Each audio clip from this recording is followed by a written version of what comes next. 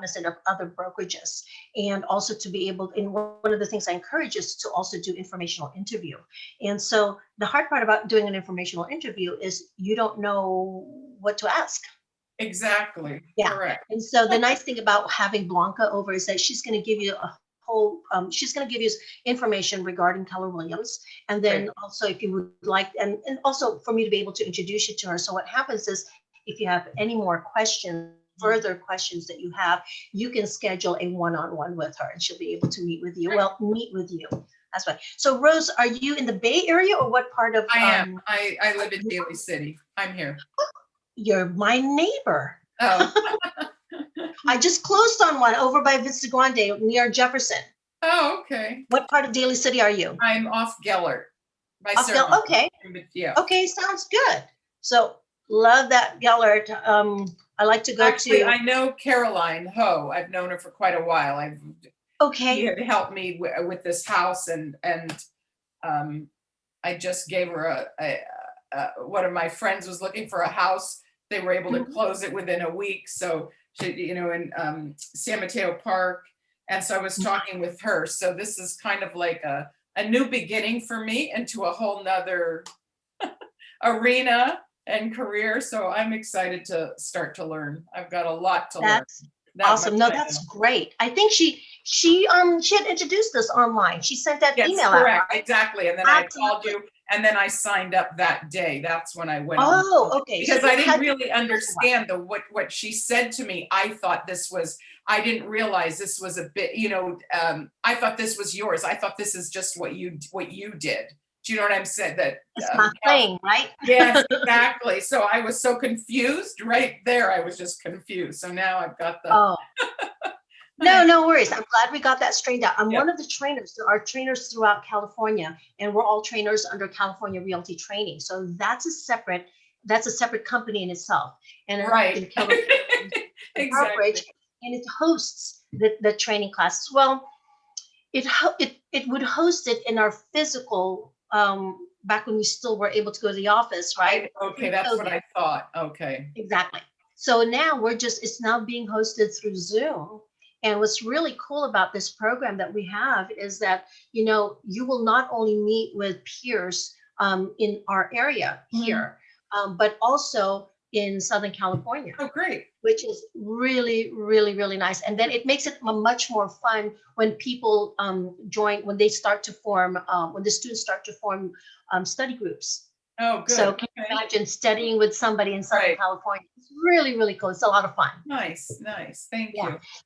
So one of the things I do is in the beginning before class, I try to get in about 15 minutes, 20 minutes before class, and I open it up as a gallery, like the way we have it right now. And usually what happens is that people just, they have their videos on, and they ask questions, they get to know some of the other students, and then that's how the study groups get to form.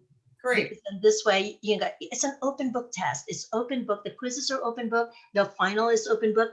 It's really good to be able to join together and study together, and then take the quizzes together. Now, the final exam, which the state exam, practice exam, that is not open book. That actually simulates the actual test, the actual DRE test. So that one would not be open book, but for the most part, study groups are great because they get to study together. They go through the quizzes together. It's just nice to be able to have it that way. Is it true that I was reading that it's about 2 months now from the time like you finish the program and try to sign up for a test till you're able to take the final exam? Well, pre-COVID, it was about 6 to 8 weeks from the time you turn in. It was. Okay. It was always about 6 to 8 weeks. Got it. Okay. With COVID, the difference now between now and then is that with COVID, they shut down some of the locations. That's what I saw when I went. Yeah. So we used to have one in Oakland. Right, and now that's closed, and it's in Sacramento. So you have one in Sacramento. I think you have one in Fresno. That's what it said. Sacramento and Fresno. Right, and then LA. Right, and then also in San Diego. So here's the thing. You know what? I tell my students, chase the test locations. So if there's a test that's coming up in about 3 weeks in LA, go for it. spend the night over there, keep track of your expenses, because when you get licensed and you have your own business, you can write off these things. These are part of your cost, but go for it, because it really is, it's a valuable tool to have a license. And if it means that you're going to chase in San Diego, one of my students, about 3 classes ago, she was so cute. She was able to secure, no, 4 classes ago now, she was able to secure a date in San Diego. She's up here in Northern California. So she and 3 of her girlfriends went down to San Diego, booked a night, and I think they spent several days there, but she took her test, so sometimes that's what you have to do, because what happens is, first of all, there's less locations. Right. And then not only that, but if the location originally was able to have 30, test takers, now it's going to be like 10 to 15. Okay, that's all right. Because of the social distancing that they have to do. Understood. Yeah. So now the test takes a little bit longer. I've had some students say it took them like 3 months until, from the time they turned in their paperwork to be able to. Oh, interesting. Okay. And then I had one. She finished everything as soon as she turned in her paperwork. When she got the email, she would just check it every day, and she lucked out. She was able to get one like 3 days after. All right. So that means somebody must have canceled their appointment and they got it. Exactly. It's just a matter of by chance. Okay, let's see. I see Agnes Rodriguez, Maricela Ames, Michelle, and another Michelle, Stella Marie, Edgar, Barrios, Cruz, Zuli, and Marvin. Welcome, everyone. Does anybody have any questions for me? Hey, Agnes. You were here early, right? Yes, I am here early because I really want to be successful, and I'm taking as much notes as possible because my husband took your class and he's excited for me to join too. So I wanted to take part in it as well. That is phenomenal. Who's your husband? Juan Rodriguez. Rodriguez. When did he take my class? I don't remember, but this was some time ago, right? Yeah, it's been a while. So I think that this is an opportunity for me to invest and probably do a husband-wife kind of business. I do want to open my own brokerage. So I know you have to have like experience, but you can actually take the brokerage exam as well, correct? You after 2 years of actual practice. 2 years. Yeah, exactly. Okay. Are you a lawyer? No. I'm just I'm an administrator for a boarding care facility, as well as dealing with HR for business for hospice. Okay. So I have a good customer service, let's say. So well, the reason I asked about if you were a lawyer is because for those who are lawyers, they can actually, hey, and I see you there. They can actually take the broker's exam. Oh, no way. Yeah, they can. They're able to do that. And that's the reason why I asked, because I thought perhaps maybe that's why you were saying you were going to open up a brokerage. Oops, hold on a second. Did it kick me out? No, it's still here.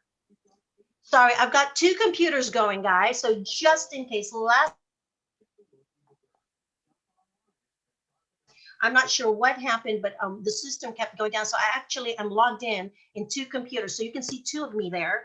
So let's just make sure that I'm still on here. Somehow it's not on here. Let's see here. Well, thank you, Clarissa, for talking to me a little bit, and I'm very excited. Yes. I'm glad. I'm glad that you're excited. And you know what? My husband also has his license. It's really nice because we're able to work together. Exactly. So it makes a lot of fun. Perfect. Exactly. Let me just give it a minute here. It's not letting me in. I got kicked out of the other one. Let's see if we can fix this. Okay. It's not doing it. Let's see here. Oh my goodness. What is going on? No, that's not what I want. Okay, give me a second, guys. We still have 4 more minutes till the top of the hour. Okay, we're good. I'm on there. So let's see. I see Adrian. Hello, Adrian. Good to see you.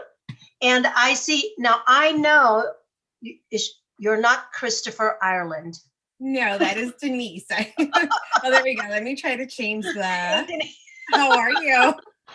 Good to No, see my you. my name should be Wendy, and it shows up as Adrian. Oh, is that, yeah, because I'm like, hey, guess what, guys? I'm going to be calling you by your name, by your screen name, okay? So if you can just go ahead and make sure to change your screen name, that would be great. So here's the thing. Oh, hold on a second. I see a special guest. Hey, Keon, I see you there. How are you? Hey, Clarissa, how are you? You snuck in there. Yep, Hope you had a wonderful Thanksgiving. you too. We did. It was quiet. It was quieter than normal. Usually I have a house full of people. This time there's only 7 of us. It was just so quiet. It was so weird. But we played games and did. My daughter's visiting from Washington, so that was really nice. Oh, nice. Yeah, it is. It's so cool, and it's good. And it's nice. It's really nice. We played board games, which I didn't get a chance to play with my kids in years. So we had a lot of fun with that. Actually ended up buying 2 more board games. I love Amazon, don't you guys?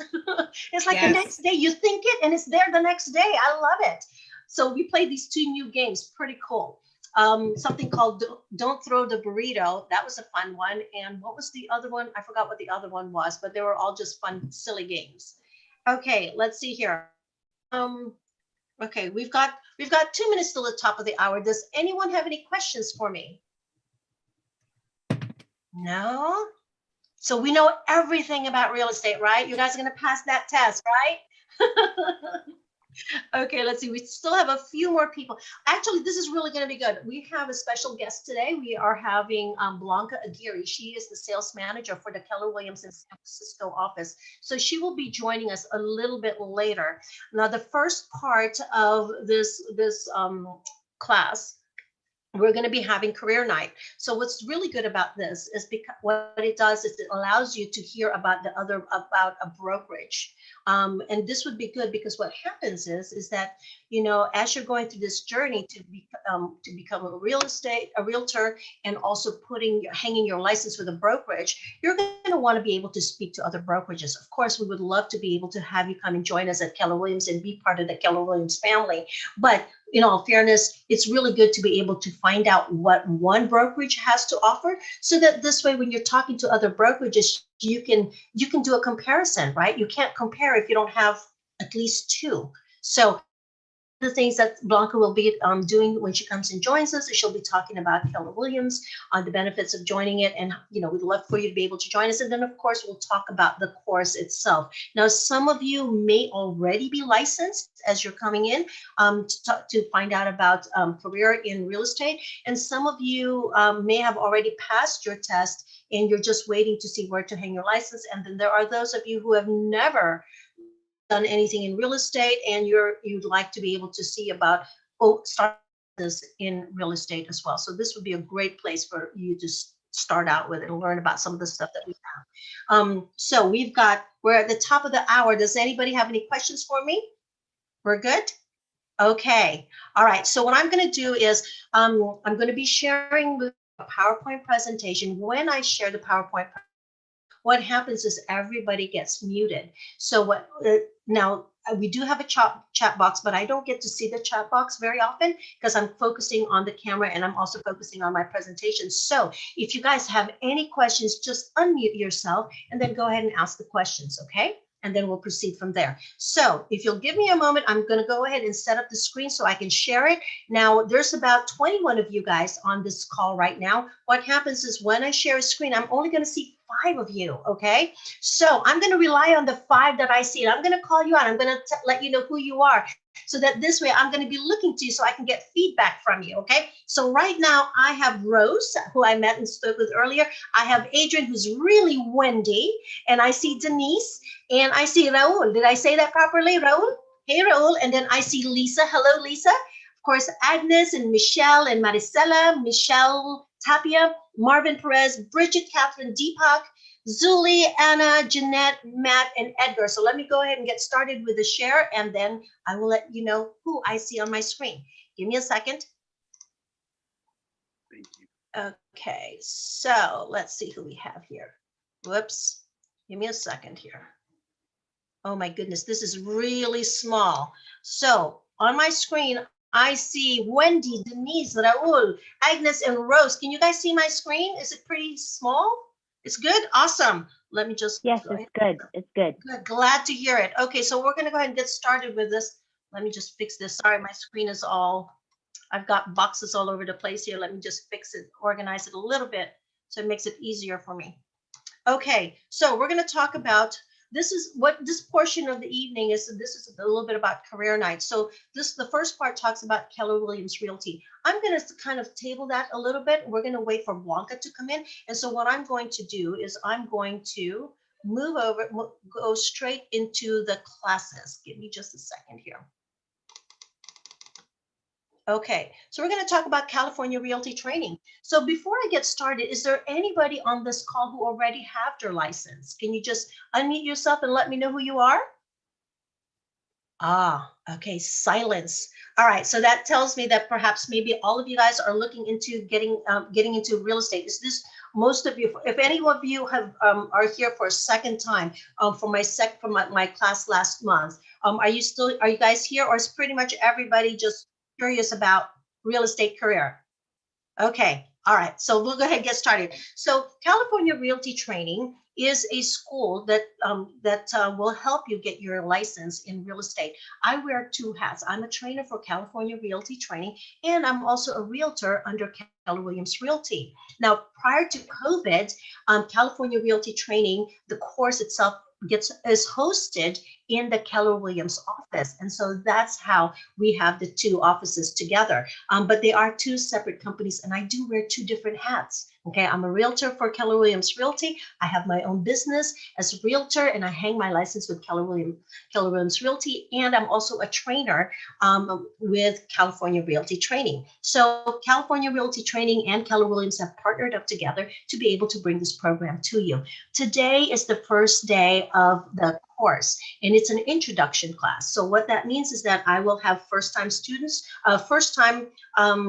such as yourself coming in to kind of like check it out, kind of shadow a class. This in actuality is a real class that we're going to be doing. Okay, so later on at 7 o'clock, we're going to start our class. But for now, let me tell you a little bit about Keller Williams Realty. So let me go ahead. There's a video here. Let me just turn this on. Oh, let's see. Wendy, can you hear that? Can you see that? You guys good? Okay, perfect.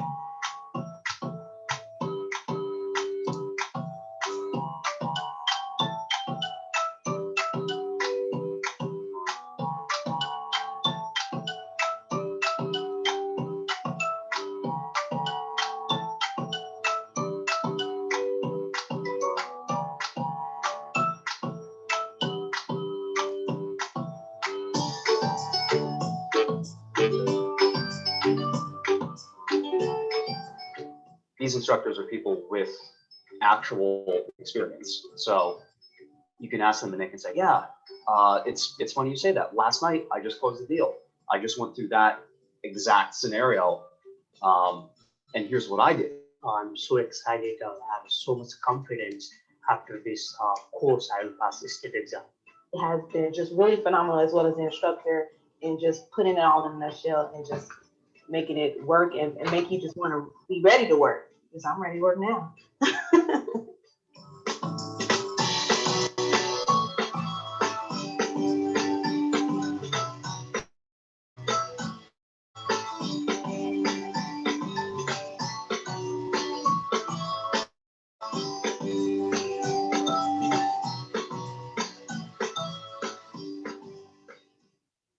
I love it. That's kind of catchy there.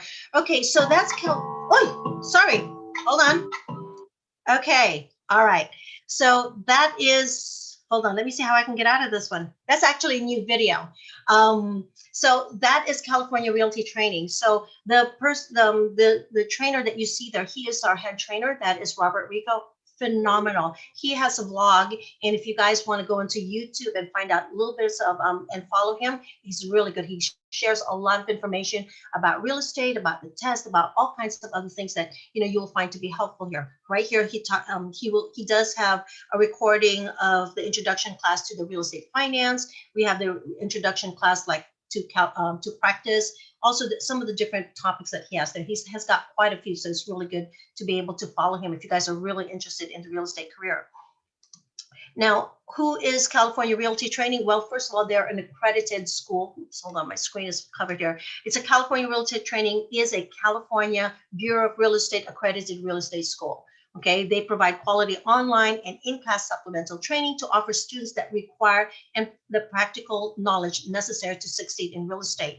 And of course, the trainers, all of the trainers are experienced agents, senior agents, and they are seasoned veterans, and they're all with Keller Williams Realty. So it's a dual, it's a partnership there. Now, for some of you are thinking, well, okay, so if I go into this class, does that mean I'm in Keller Williams? You are, if you want to, we welcome you. However, if you want to also look at other brokerages, you're certainly welcome to, because my job here is to help you get your real estate license. And of course, we assist the students with the submission to their state exam applications to the California Bureau of Real Estate.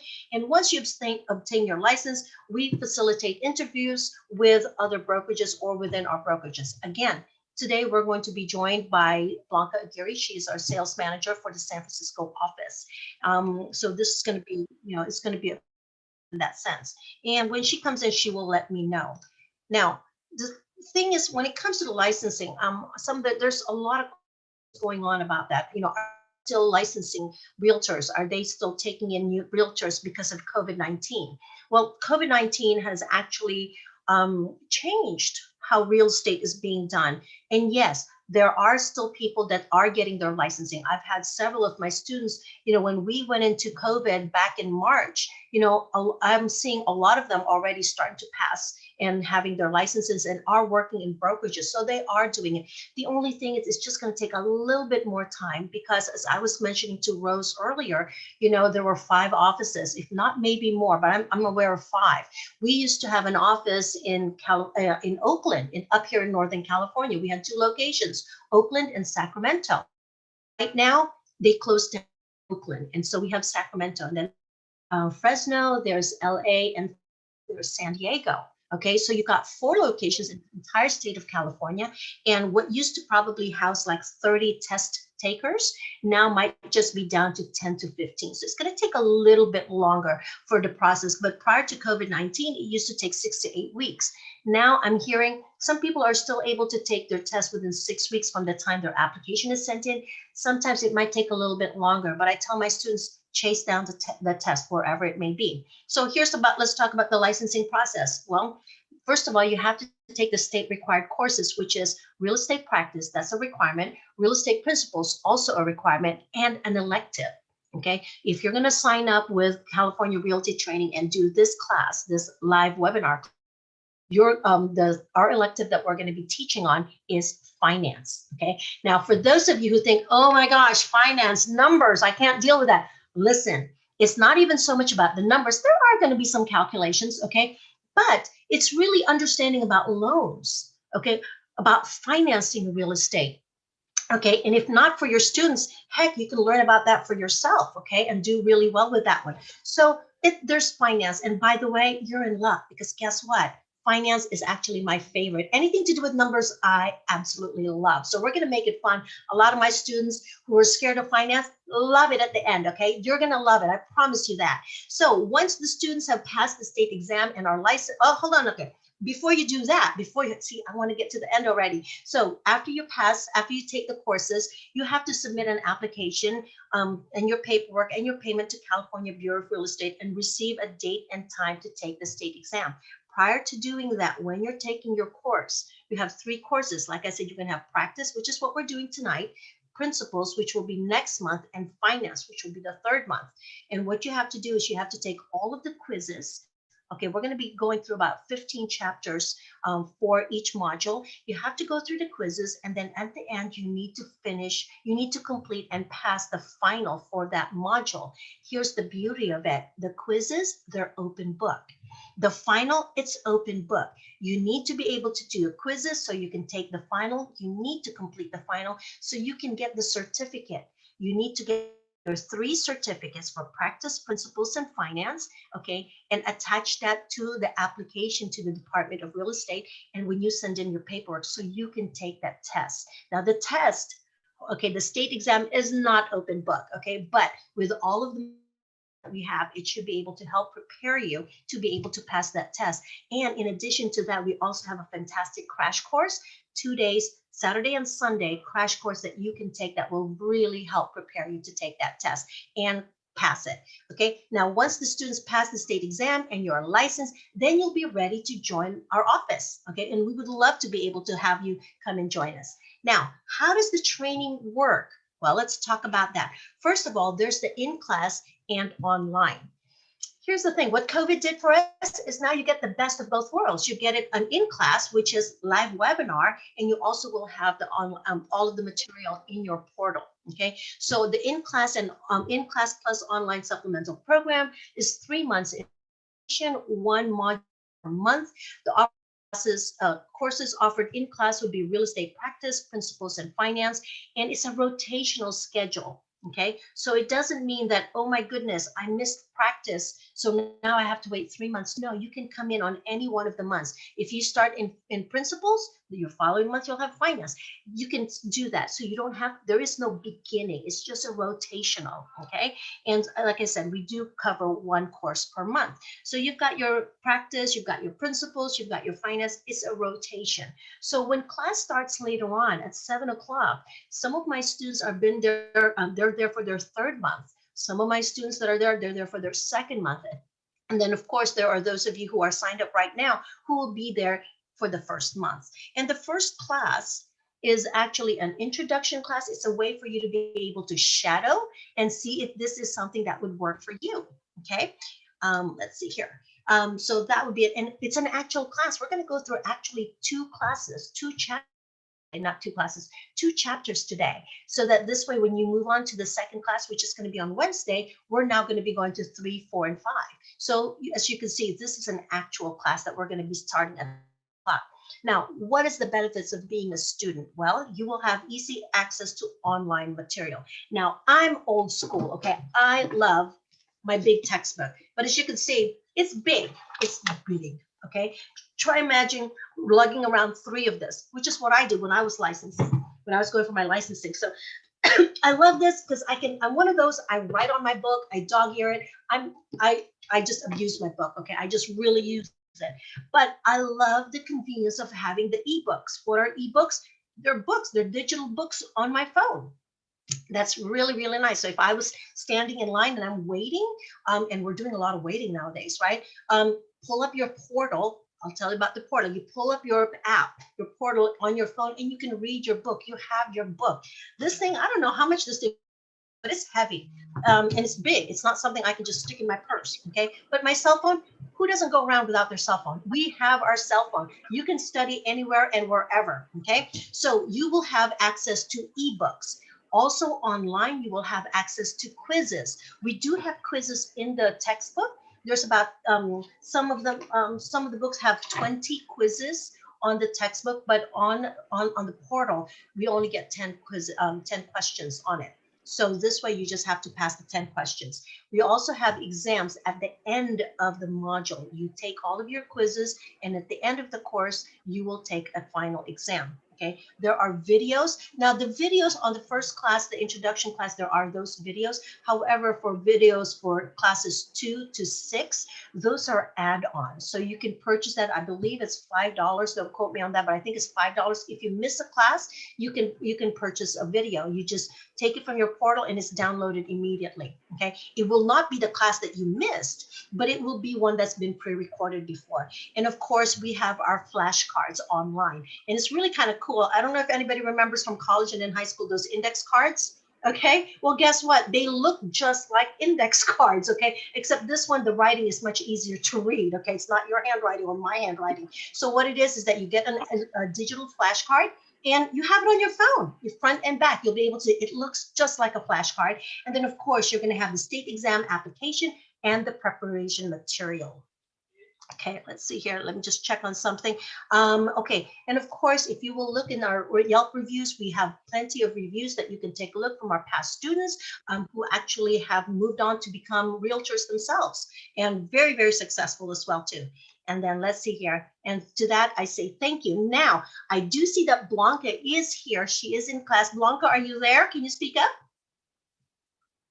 She's here. I'm here. Awesome. There you are. Hey, Blanca, I'm going to take it out of share I'm going to go ahead and stop the share. And do you have do you have your presentation ready? I'm going to make you as co-host. I do. You mean the one that I do all the Yeah. time? Uh-huh. Okay. Okay, so let me go ahead and stop my share. And then let's go back to gallery. There we go. There's everybody. Okay, and then Blanca, I'm going to make you as our co-host. Give me a second. Hi, everyone. So glad you can join us. My name is Blanca. I just typed in my contact information in the chat room. So if you want to do a copy and paste, please do. I am here to answer questions. First of all, before I get started, is everybody on the call getting their license, or is there anybody who already has a license? Do I see any? I think we had 10 additional people from when I started. So and I know the 21 that I had before were just, they're not licensed yet. So perhaps maybe we don't have any yet. Okay.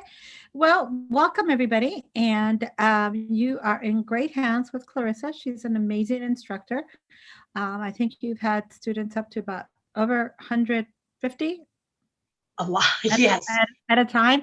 At a time, I was going to say, yeah, 144, yeah. 148, yeah. Yeah, so you're in great hands. She's very popular, and she'll guide you through the 3 subjects that we teach. I've also been an instructor for 2.5 years in the San Francisco office, and I had to take a little break for personal reasons. And then just as I was about to jump back in, COVID hit. So Clarissa's taken over, and that's great. So you're wondering, is this a good time to get into real estate, right? How many people are thinking that? With the pandemic and everything, the best time to get into real estate is right now when you're ready. That's what I always tell the buyers. That's what I tell the sellers when you want to sell, that when the right time is when you're ready to jump into real estate. We've had cycles, we've gone ups and downs, and we've had markets where I swear to God, I would take a nap in the open house because nobody was coming in. And then I've also had open houses where I basically stood at the front door and just handed little flyers because it was like a revolving door, everybody coming in. So just be prepared to work hard, and you will be successful. So let me share my screen. This is a quick presentation on Keller Williams. We're always looking for great agents to join us. And sorry, I swear I had this up a minute ago.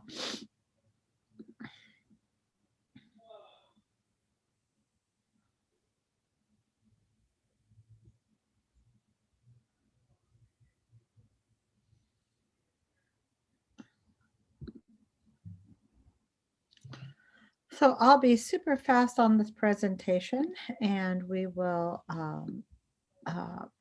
get you started on your course for today.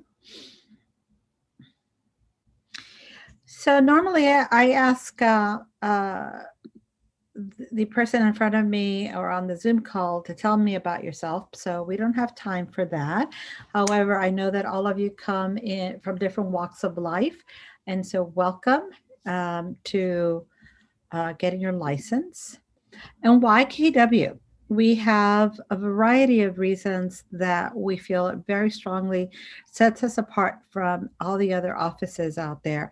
The culture, we're known for our culture. If you Google us, you'll see that we're known for our culture, that we support our agents. Our top agents help our newer agents get into production.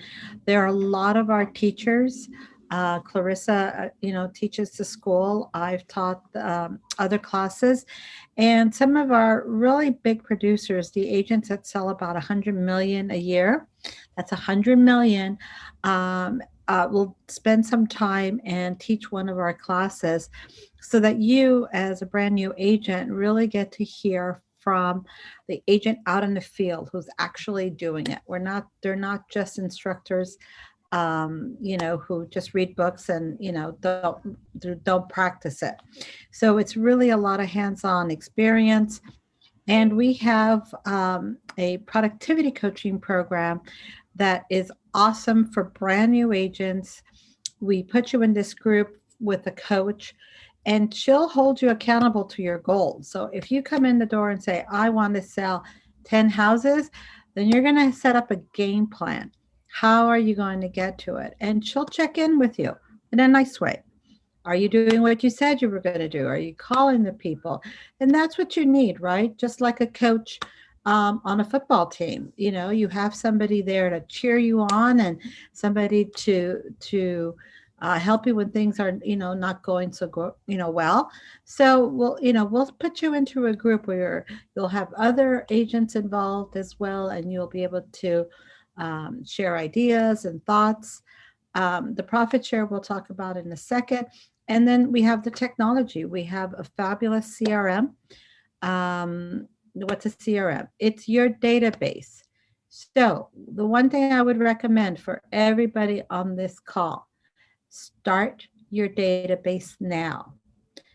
Get an Excel spreadsheet, get an index card, get a piece of paper. Start to track the name and name, phone number, email address, and any other information that you might have for your database. And once you pass your license, you can send out this fabulous announcement that now you've got your real estate license. So this is the key to success, is your database.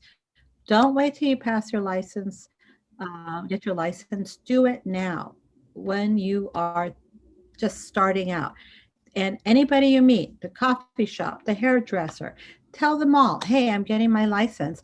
And they will start to give you their name and information, and you can grow an amazing database. So when you pass, we have coaching available, as we talked about the productivity coaching.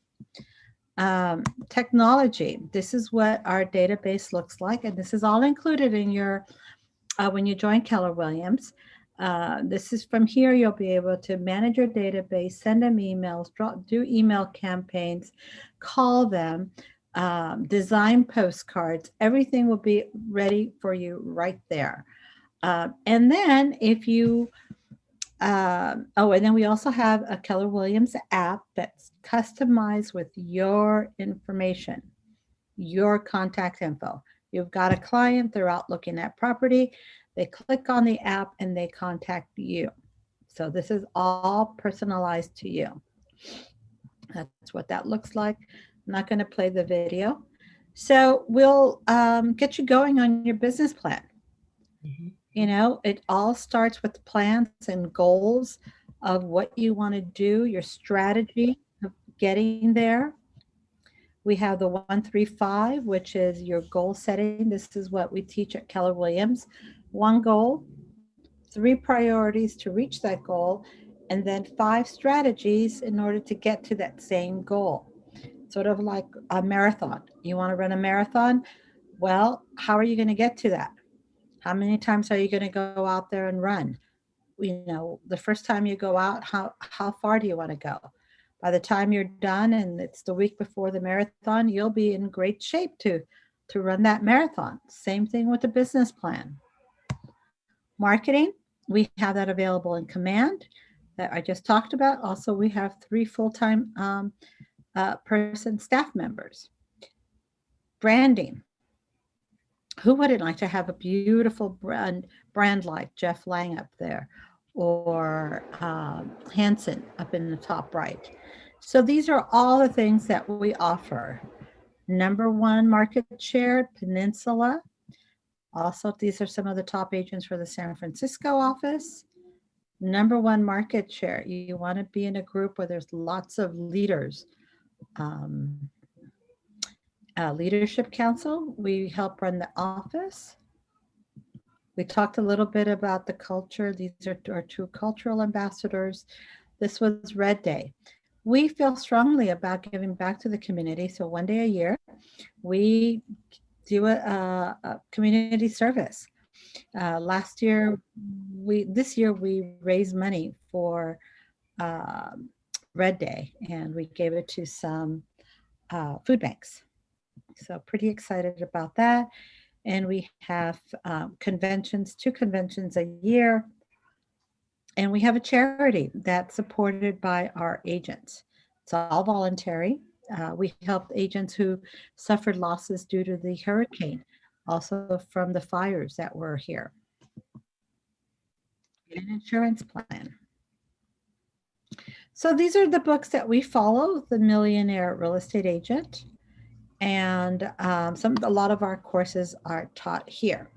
So I think I may stop here. Does anybody have any questions for me? So Blanca, are the trainings free? They're all included when you join Keller Williams. Anything else? Excuse me. Yeah. Oh, can you talk more about the books that you guys like to read, like The Millionaire Real Estate Agent, the one that you were just like talking about? Yeah, right here. So Keller Williams was founded by Gary Keller, and in the mid-90s, I think it was, I forget when he wrote the book. He actually wrote the book on being an agent, and it's called The Millionaire Real Estate Agent. You can get it anywhere, Amazon, Barnes and Nobles. It is the foundation of what we follow. There's, how often should you be lead generating? That's 2 hours a day. Does that seem like a lot? It really isn't when you think about it. You can be writing note cards. You can be calling people. And if you get the book, start reading it. First of all, I want you to concentrate on passing the state exam, but you can certainly get the book and supplement your reading. Then he also wrote a book called The One Thing. And Gary Keller does not believe in multitasking. So, which is really hard for most of us because we're all high achievers and we all think that we can do 5 different things at once, right? But how many times have you tackled too many things at once and then find out that you dropped the ball on one thing or you made a mistake on something else? So when you read The One Thing, highly recommend it. It's focusing and narrowing your vision and tackling the one thing you need to do today. So tomorrow, when you get up in the morning, what's the one thing that will get you to your goals? Is it studying, getting your books, signing up for the real estate school, or whatever it is? Whatever, maybe you're working full time. Whatever that may be, The One Thing is a really good book to read. The Shift is a good book. I would recommend it after The Millionaire Real Estate Agent. And that talks about how agents have to shift their mind in a shifting market like we are right now, where things are changing a little bit. And then Bold is a series of classes that we offer to help pivot agents who really, we call it like a boot camp for real estate. So it's a series of classes. You have homework to do, you have people to call, you've got things to do, and that's a great series. Did that answer your question, Michelle? Yes, thank you. So for some of you who have full-time jobs and you think, well, maybe not sure if I can dedicate myself to real estate, I can't jump in full-time. We have a program that's really great. That's for referral agents. And it's for those agents who really want to keep their full-time job, but maybe they might know a neighbor or a friend or a colleague who's thinking of selling. And you don't do the transaction, you don't handle it. You refer it to somebody else, Clarissa, and say, you pick up the phone and say, hey, Clarissa, my neighbor's thinking of selling. And just by picking up that phone, and if you have your license with the brokerage, Keller Williams, let's say, you get to collect a referral fee for just by picking up that phone. How many of you have been out there, friend, colleague, whatever, is thinking of buying or selling, and there's nothing you can do because you don't have a license, right? you know, you might know somebody, but they might give you a gift card for Starbucks or something. But if you have your license, you can collect up to 25%, if not more, on a referral fee. How awesome would that be? Mhm. That's very But nice. you have to have that with a brokerage. That's why we offer the referral program. And my contact information is on there. So if you have any questions about that program, feel free to call me, email me. I'm happy to answer your questions. I'm also a recruiter, so I'm happy to work with Clarissa to make sure your application is correct by the time you're ready for that, and help guide you for, you know, whatever the next steps. And if, you know, if you'd like to interview with Keller Williams, I'm happy to talk with you. Blanca, And I have a question if it's possible. Sure. I'm wondering, so you mentioned the CRM, you mentioned the marketing support. Is that a, if you join Keller Williams, is that a monthly fee you pay to receive all that? Or is it part of the percentage split? it's a monthly fee, which I can cover on a one-to-one, Okay. because it depends if you're a referral or if you're I see. full-time. Okay. And right now in COVID, we are giving agents a break because of you know, we understand it's a little bit more difficult to get your career going. Thank you. So, mhm. So I had another question. This is Leah. I'm confused about when the interview with Keller takes place. So, I mean, they use this word sponsorship, that is part of the process. You need to find a realtor that will sponsor you. So is that after you pass your exam, you would go and do an interview?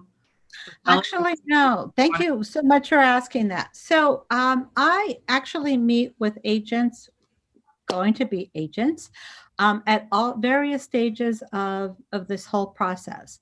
So just like right now, I'm doing this introduction. I'm happy to talk to somebody now. If you think that's something you would like, I'm happy to meet with you. If you, and for those of you who are repeating students who have been here, maybe this might be your second or your third month, I'm happy to meet with you then. I can also kind of review your paperwork to make sure that by the time you send it to the Department of Real Estate, that it's all correct. So, and then we can have this conversation, Leah, as to, you know, getting you going. You can maybe start coming to some of our meetings ahead of passing your license. There's lots of little things that we can do according to what your time frame is and how that goes. Now, the whole sponsorship thing, please don't get confused. It's not overwhelming.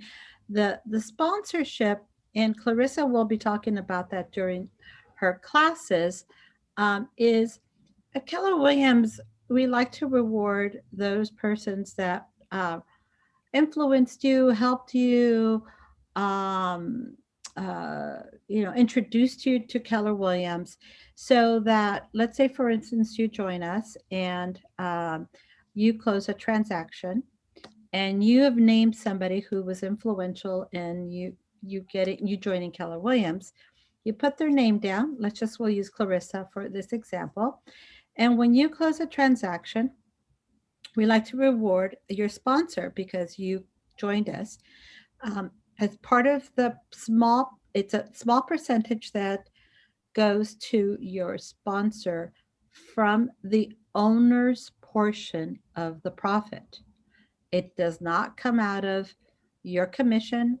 It doesn't come out of like a pot of money that's set aside or whatever. So let's say, for instance, we have $10 in profit. I'll just use that number.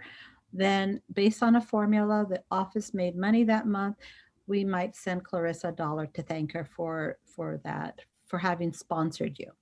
So who's your sponsor? Whoever is influential, guided you, talked to you about Keller Williams. It's Raul here. Sorry, Blanca. How you doing? Good evening. I have a question for you. Hello. I just download the applications on my phone. So the new one, see, and we have to pay like a subscription, like every month, like any fee or anything like that in order to get access to the application you suggest. The application to the Department of Real Estate is free. You can get it from the Department of Real Estate. Exactly. We have to pay any money amount or anything like that in order to, because I got a 2 application right here and you already joined it. Can't see it. I'm sorry. It's very bright. Right. The double juice something, it says like Kevin Williams, but we have to pay anything monthly, any amount of money every month. If you download the app as a consumer, it's all free to you. Exactly. But that's a If you're an agent of Keller Williams, it's all part of the whole program. okay. So right now, what you downloaded is only the consumer portion. Exactly. And that's free. That's completely free. But in order to get like part of the reality and part of the family and everything, we have to pay something amount. Yes. How much you have to? Can you tell us, or it's individual or something like that? It's individual. Okay, that's answer my question. Thank you. Yeah. So I still didn't get the answer to my question. I'm confused when I need to find a sponsor. So is it important to find the sponsor? Because, you know, once I pass the test, I want to be employed basically immediately. So is there a certain amount of security by taking this series of classes with Keller Williams, or do I need to be going out and interviewing with different agencies and trying to get a sponsor? Clarissa? Yeah, what I was going to say is, you know, one of the things that I would hope to do is that for my students who are thinking of coming into Keller Williams, I would love to be able to sponsor you into the Keller Williams family, which would be really great. It's an honor. I have many of my students, and to me, you know, it's a real great joy to be able to see them succeed as well as being able to see them in our classes. So I would love to be able to be your sponsor. And actually towards the end of the month, and even during the classes, you know, I do take time before class and then also after class, and even in between during our break to answer any questions you might have. As you get to your 3rd month and you're finishing up the course, I will be talking to each of my 3rd month students and going over their options, looking over their paperwork. Between Blanca and I will be able to help you out with the paperwork. And that's really, really important to be able to do that, because if that paperwork, that application, which is called an RE 435, that goes to the DRE, is not properly filled out, or there's something missing, or they're unable to read it, it gets kicked back out and it goes back out to you. So one of the things that Blanca and I do is that we're going to be helping, and we're going to be working with you to help you at least get your paperwork started and be able to send it in to the DRE so that you can sit in for the test. And when you sit in for the test and you pass your test, okay, and you will pass, okay, once you're there and you're about to, and you're licensed, you can either go in with an affiliated broker, meaning you've already decided which brokerage you're going to be with. And then when you come out of that with your, when you pass the test, you'll get a license. Or afterwards, you can then come and join us. So as far as the sponsorship is going, if you don't need to look further, because I would love to be able to sponsor my students that I get. And I typically do that. And between Blanca and I, we will help you with the paperwork, and we'll be able to help you set up in the office. And one of the things that Blanca, you know, Blanca is really, really good. And she hasn't mentioned it. I don't know if you mentioned it, Blanca, but she is a really seasoned veteran agent. She's been doing real estate for what, 30 years now? Blanca? Now you're really dating me, yeah. She started at 16. So anyway, but the thing is that, no, that is really important. You want to be able to be in a brokerage where you do have seasoned agents, top producers. And she is a top producer. She's a seasoned agent in San Francisco, one of the toughest places to be an agent with, because there's so many different nuances when it comes to San Francisco. They have their own contracts, okay? And guess what? She's there, and she'll be there to be able to support you. I'll be there too. I'm one of the 3 mentors in the peninsula in our office, and I would love to be able to sponsor and also be able to help you in getting your first 3 transactions. So as far as that goes, certainly, Leah, we can talk about this offline, but absolutely for everybody on here, between Blanca and I would be able to assist you. And like I said, Blanca would be able to sit down with you and talk to you one-on-one. This is just a general presentation because I wanted to be able to introduce her to you, because she can be very instrumental as far as when you decide to which brokerage you're going to be with. She has a wealth of information, and between her and I, we can certainly help you out. We've got the whole Bay Area covered here. Okay, does that answer your question, Leah? Yeah, that's very helpful. Thank you. Wonderful. Glad to hear it. And then I think Lisa, I see you raising your hand. What's Yes, up, I am. Lisa? Hi, Clarissa, and hi, Hey. Blanca. Blanca, I actually spoke to you a couple months ago. Lisa Brown? Yes. Yeah, from- I from remember Lisa Brown. you. Wonderful. So yeah, so I had a quick question. I was thinking about the lady who just asked her question. So it sounds like, so everyone knows, this is 1099 along with when you come on, and that's what, you know, I guess so people know it's your 1099, but also part of Keller and Williams and all the things that go along with that and the benefits that we get being part of Keller and Williams. I was going to ask, is that I guess later on after you pass or before then you can get into the different fees and stuff like that that we would need to pay once we're licensed and come on board with Keller and Williams. Right. So one of the things that Blanca will be doing is when she sits down and goes over the things with you, goes over the paperwork with you, is that she will go over the fees that are associated with becoming a realtor, not just in Keller Williams, but just being a realtor in general. And one of the things, and thank you for bringing it up, Lisa, one of the things that I bring up in class is that when you pass the test and you get that license is not the means for you to get a job in a brokerage. It isn't. That license is a means for you to have your own business. We are all independent contractors. I have my own real estate business. Blanca has her own real estate business. So as far as hanging our license, the state of California, the DRE recognizes the agents to be an employee of the broker only because the broker has supervisory responsibility to that agent. Okay. However, the IRS recognizes us as independent contractors. That's why you're right, Lisa, when you say we're 1099, we don't get a W-2. We're not an employee. Okay. So the nice thing about that is, for me, the reason I came into real estate was because of family reasons. Right? I was working as a financial advisor, and this is way before the internet. Okay. So getting up at 5 o'clock in the morning, getting to the office at 5:30 so that I can look at, we were actually literally looking at the tape and that interacting with our New York counterparts. Okay. So I was doing that, but then I got pregnant. I have a baby, found out he has special needs. And so I needed to be able to devote time for my family. And I couldn't do that in the profession I was in. Real estate has allowed me to be able to do that, where I was able to schedule my time and meeting with my clients and leveraging other agents to work with so that I can fully service my client. So that's the beauty about real estate. I don't know what your real estate story is and why you're here in real estate, but for me, I needed to do that. Because of my family. I have 5 kids. And by the way, guys, I'm a mama. You're all my real estate babies. Okay, so I'm a mama through and through. And that was the reason why I went into real estate. Real estate has been good to me and to my family. It's allowed me to be the mama I needed to be, especially with my son who had so many doctor's appointments. I was able to be there, and that was important to me. I know I couldn't have done that if I was in my prior profession. It allows us to be able to be with family when our family needs us, and being in corporate is very difficult to take time off from corporate to be able to be there for family. So this one has allowed me, my real estate career has allowed me to be able to do that.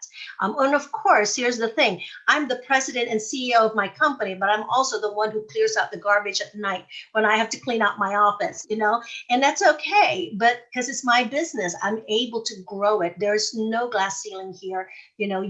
You get what you put into it. It's really good. So like I said, I don't know what your real estate story is, what brings you to real estate. I just pray and hope that if you do decide to move forward with a real estate career, that you'll be able to get the blessings and the joy that I have received and I've been able to have for my family. And because it's that good. So that's what it is for me. So hopefully we'll be able to be here to help you start your real estate business. And the thing is with Keller Williams, we do have the training to get you from a start as someone who doesn't know anything about real estate and have you become a business person. Rose, of Carolyn, right? When she came into Keller Williams, she was a part of, it was her and her assistant. Now she's got 2 offices. She runs 2 offices. We're able to do that. We're able to train people to be entrepreneurs and have their own business and take it as far as they would like it to be, whether it's nationally, whether it's the state, nationally, or even internationally. Okay, because we're that big. We can help out people in that sense. Okay. So hopefully, thank you, Lisa, for that. It's good to see you, introduction. Lisa. I'll give you a call. Yes, good to see you, and I'll talk to you soon, Blanca. Yeah, I was gonna say, Call there's me. Blanca. Isn't it nice to be able to put a name with a face, right? Yes. Exactly. Does anybody else have any questions? Hey, Leah, I see you there. How's it going? So I'm starting to get some of my second and third month students. So that's really great. Now, this is your moment, guys. This is the time when you guys can ask both Blanca and I any questions. After this one, Blanca has put her information in. Blanca has put her information in the chat box. So feel free to just scroll up and find her information, take a picture of it, and use her. She's a great resource, okay? And she'll be able to help you. Like I said, between the two of us, we'll be able to help you get your real estate career started, get your paperwork in order so you can send it in, so you can sit in for the exam, okay? And also, I want to point out that I think most of you are in the Bay Area, but we've also had some students join the webinar, the Zoom calls from Southern California.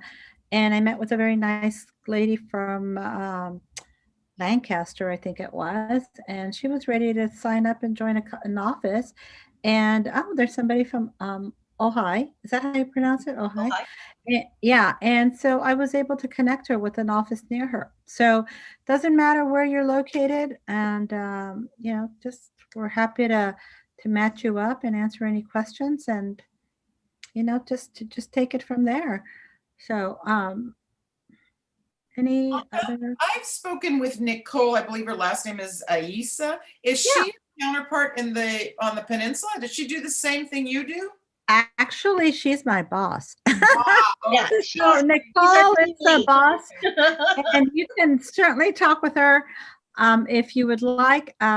Whatever you would like to do is absolutely okay. Oh, I just wanted to understand what who does what. Perfect. Thank you so much. Absolutely. Great.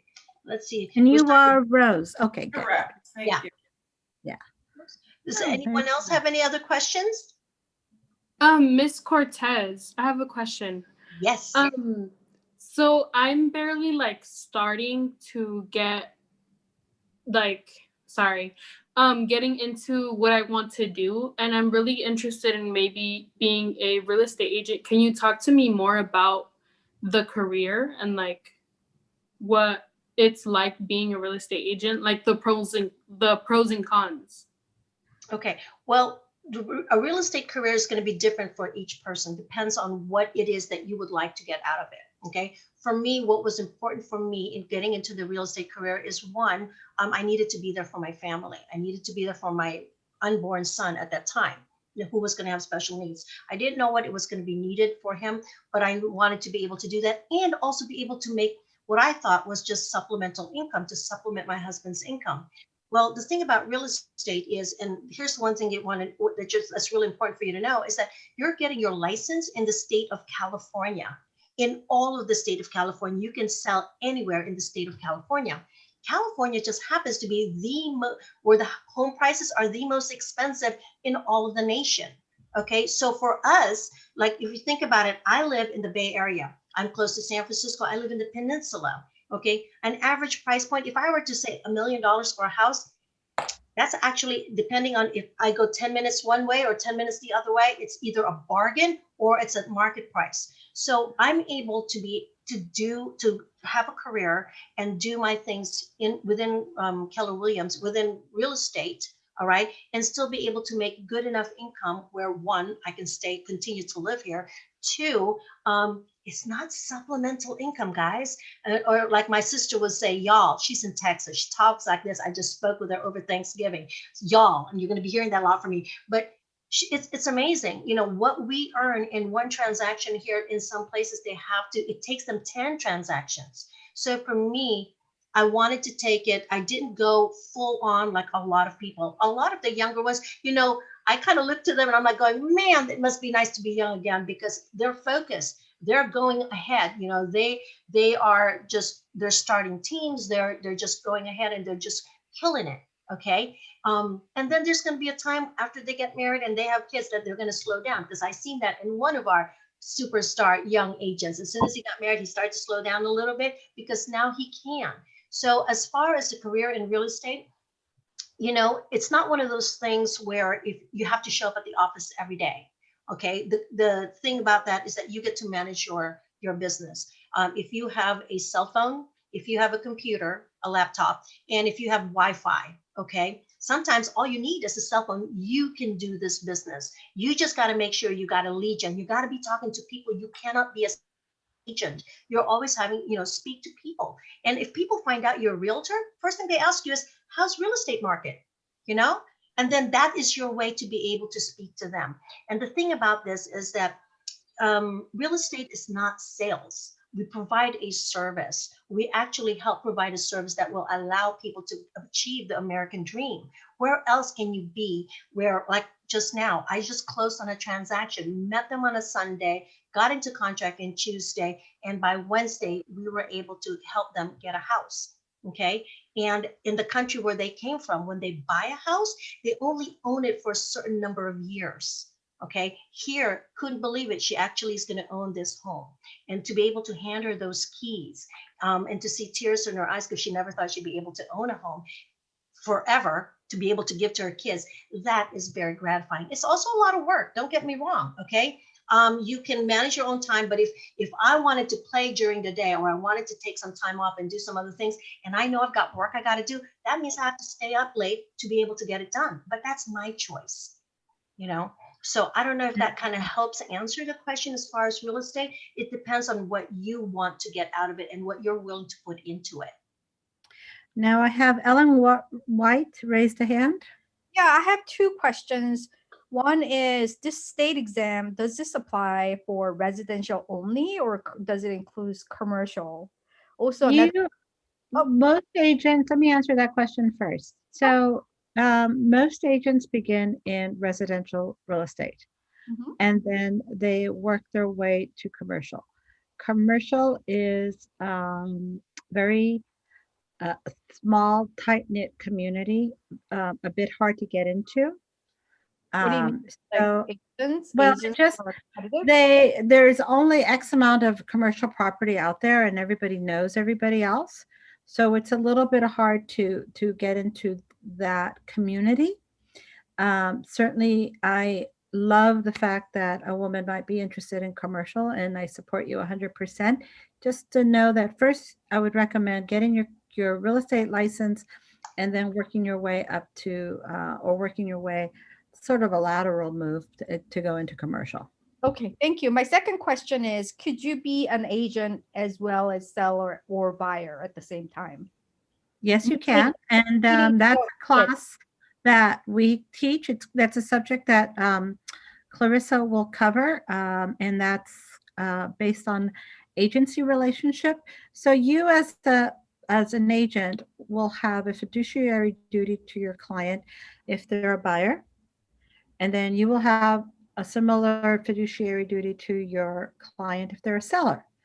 Can you represent both the buyer and the seller in the same transaction? Yes, as long as everybody's aware of it and everybody consents to it. Puts you in a little bit of a difficult situation because you might know some confidential information from one party or the other, but certainly that's doable, and there's a whole class on that. Yeah, I think I misphrased my question. What I meant was, let's say if I want to sell my own house, could I be my own agent to my house? Yes. Or if I want to buy a house, could I be my own agent? Yes. Okay, thank you. Does anyone else have any questions? Okay, you guys got 4 more minutes. We get Blanca for 4 more minutes. Anyone else? Okay. I will sign off. Everybody, thank you so much for participating and letting me join you. I will be in contact, or you can contact me either way. And I'm so excited for you. Go get them. This is a great time to get your real estate license, and wish you all the best.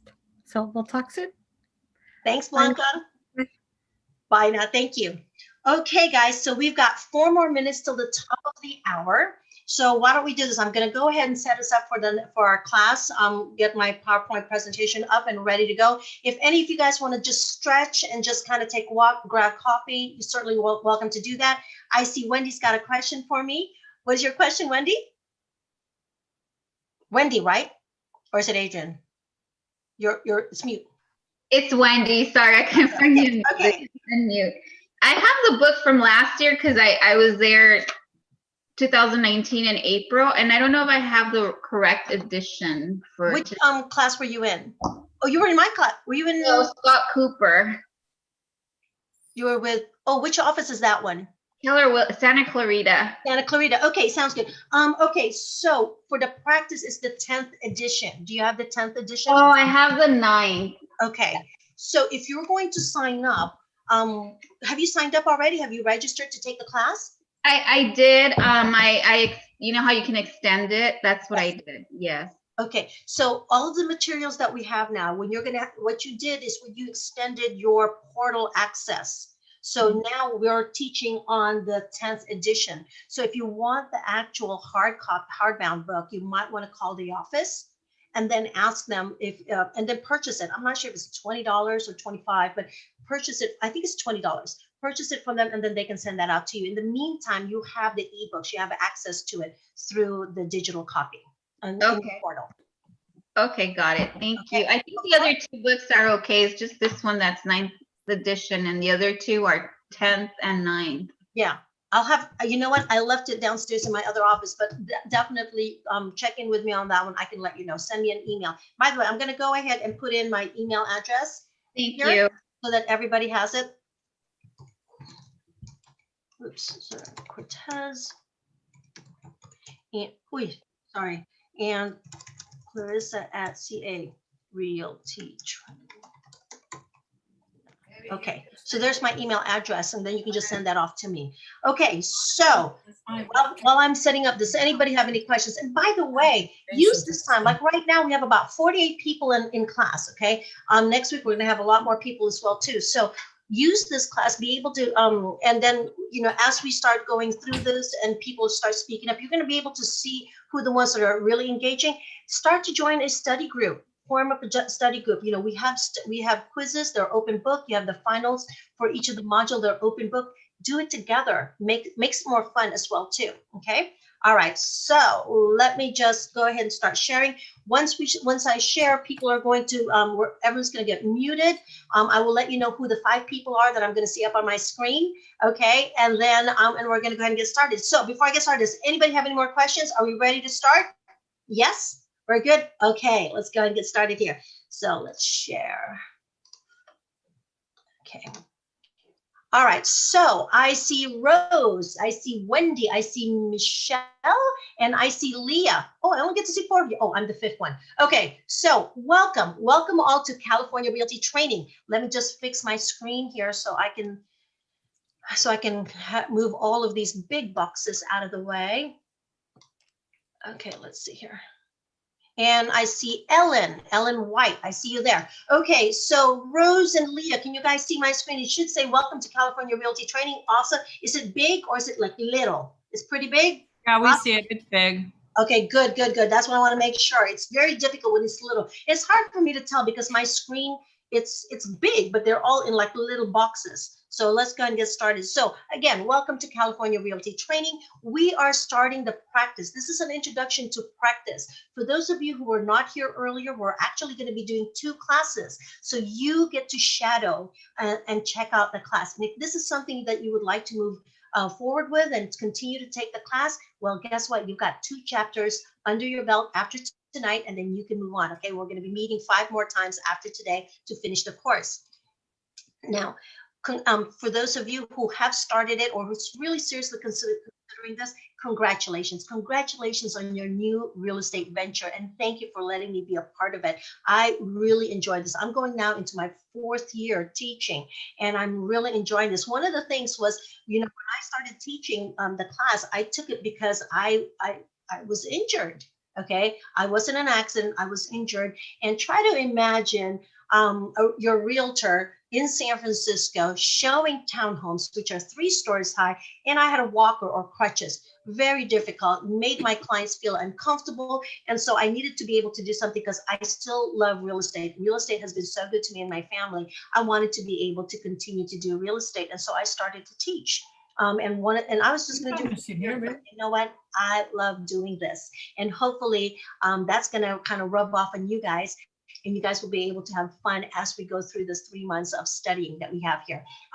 Every now and then I'll also have, it's been a little hard lately, but sometimes I usually will have guest speakers of my students coming back, especially if they've just finished taking the test and passed it. Okay, so that this way you guys will have an opportunity to ask them what the experience was in taking the test. But nonetheless, congratulations on your new real estate venture.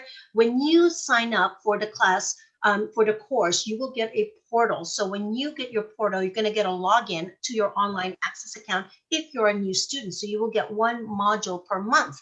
Then what this portal will do is it will provide you access to the mandatory chapter quizzes. Mandatory chapter quizzes. There are 10 quizzes after each chapter and 3 online course, which is practice, principles, and finance. And we go through 6 lectures per month. How does that break down? We meet Mondays and Wednesday for 3 weeks. Okay, the first 3 weeks of the month, we meet Monday and Wednesday from 7 p.m. to 9 p.m.-ish. Sometimes we'll go a little bit over if we're going through 3 chapters. Okay, so, and also depending on the participation. So we're going to have that one. So you're going to have 3 weeks, 2 classes per week. That would be 6 classes. And then for the final week of the month, that would be the time for you to be able to catch up on any missing classes, catch up on any missing quizzes, and then be able to take the final chapter, the final exam, which then will allow you so that on the following month, you can have all that taken care of, and then we can get started on the following month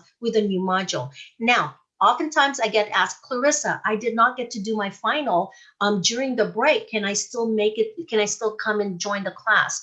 Absolutely. This is self-paced. One of the beauty about this course is that it was built for you. Okay, for you, for those of you who work, who have families, who's looking to make a change, who probably hasn't taken a test in decades. You know, I was one of those. I didn't take tests for decades and I was changing my career. So this one was built for you. The program, the way they have it set up, it's really built for somebody who is also, well, for lack of a better word, who has a life, who has responsibilities, whose main focus is not taking this test. But then again, if you're one of those fortunate enough where this is your main focus, then you will do really well on this. So we do have the 6 lectures per month. So if you're unable to do the final quiz, if you're unable to complete the course the prior month, come on into the next one. You will have access to your portal for a full year. And one of the students said, you know, she extended it after that. So you will have that available to you. You just need to contact the school.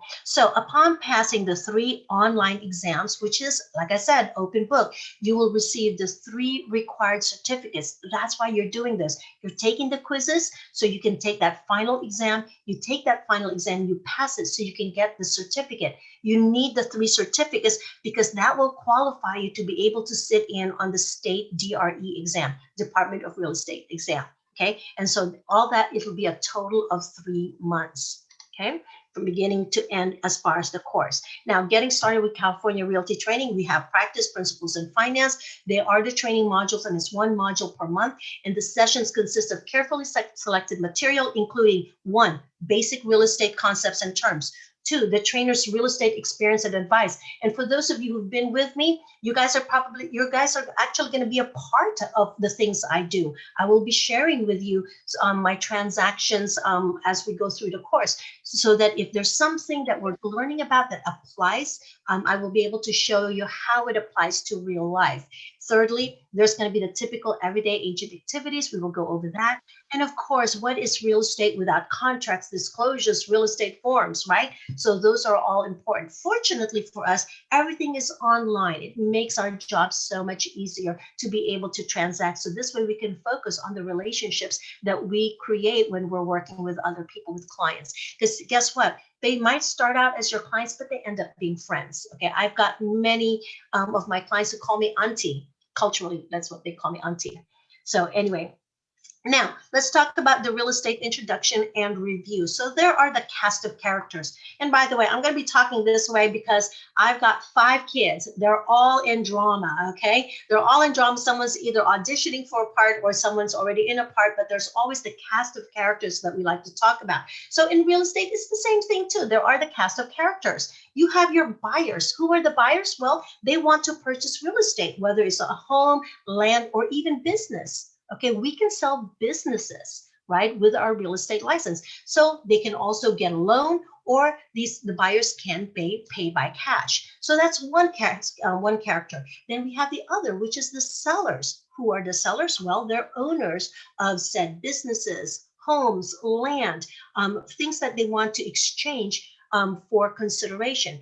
And in real estate, when we talk about consideration, we talk about money. When they mention consideration, it's money. Okay, so owners, they have these homes, land, businesses. They want to be able to exchange that for consideration, for money.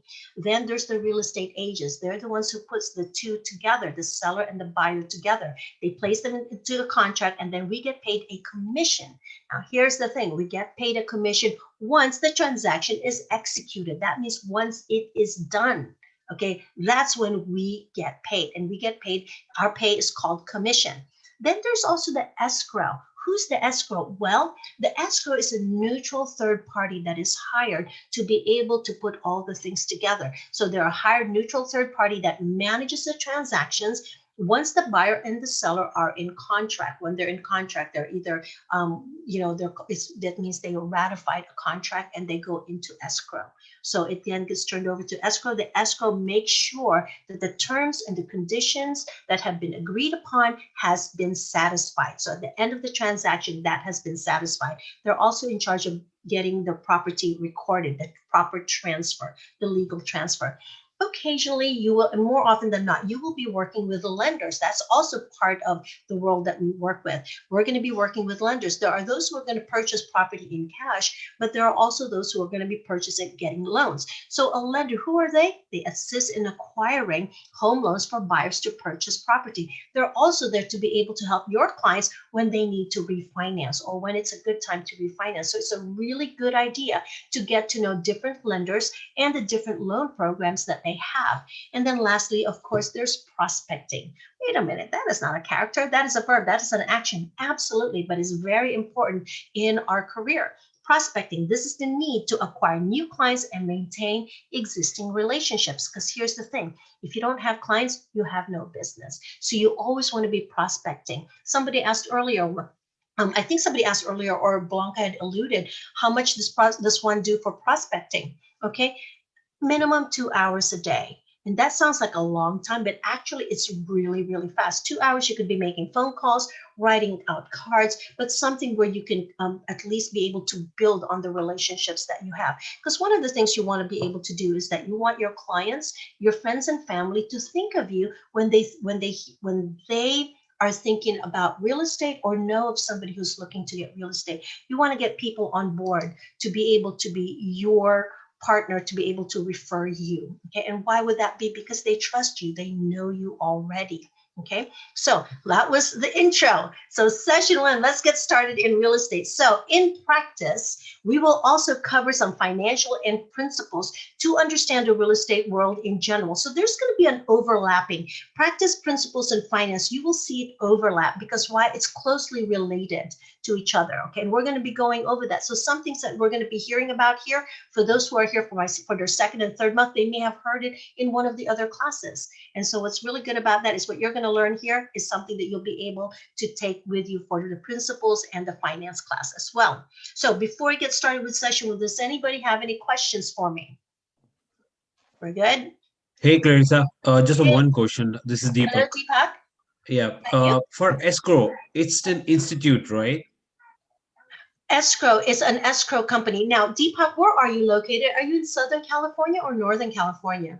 I'm in Northern California. Okay, so in Northern California, our escrow office is both the escrow and the title office. Okay, you've got the Fidelity, you've got Old Republic, you've got Chicago Title Company. The title companies has both escrow and title. It's one. Okay, the reason I ask that is because for our Southern California counterparts, okay, escrow is one company, title is another company. So they're two different entities. It's not the same person, it's not the same officer. So for the purpose of the test, for my Northern California students, for the purpose of the test treats escrow and title as two different offices. Okay, was that what your question was about? Yes, I got the answer. Yeah. Thank you. So, but then there's an escrow officer. The escrow officer is the person who actually is hired. They're a neutral third party, and they're the ones that's going to be able to make sure they get a copy of the purchase agreement and any terms and conditions that were agreed upon. They're going to be able to make sure to help facilitate that. Okay. Got it. All Got right, it. Thank got you. it. Good question. Thank you. Okay, so that would be, so basically, again, in practice, you're going to find, for those of you who've been here second and third month, you guys will find that there's going to be an overlap. Okay, so for those of you who are here first, the first month, this is, take comfort in knowing that what you're learning here, you're going to be able to apply it as well as we go through principles and finance as well. Okay, so oops, oh my goodness, this is big. Let me see here. Let me move these boxes. Hold on a second. I can't see my screen. Give me a second. Okay. By the way, everything is, are you guys able to hear me okay? For my second and third month students, you know what I'm talking about. Last month, it was, my system was just not going really well. So I just want to make sure that you guys are able to hear me and can see the screen and that we don't get interrupted. So anyway. Everything sounds good. It sounds good. Thanks, Yeah, it Leah. sounds good. It looks good. You're welcome. All good. Very smooth. Very smooth so far, right? Thanks, Deepa. Yes. Okay, so let's talk about the real estate. Real estate, this is the industry that you're going to go into. It's very, very important. The real estate drives our economy. Okay, they do. The US is heavily impacted by the real estate market. A healthy real estate market translates to a healthy economy. Okay, so here's the thing. What does the real estate involve in? What does it impact? Well, construction jobs. When there's a standstill, when we're not building and there's no one buying houses, guess what? Construction jobs are going to be affected by it. Sales, people who are looking to, people who make furniture, who sell furniture, pools, swimming pools, home improvements they're going to get heavily impacted. What about services, insurance, inspectors, landscapers, okay, etc. You will not believe this. How about even nail salons? Did you know that they get impacted by the real estate economy? Here's the reason why. If the money's tight and people are just trying to hang on to their home, okay, there are certain luxury services that we take for granted that we do. But when money's tight, right, you start prioritizing, and what do you maintain? Your mortgage, and everything else might not be doing well. When the downturn of the market when the downturn of the market happened in 2007, 8, and 9, the car industry suffered. Did you know that?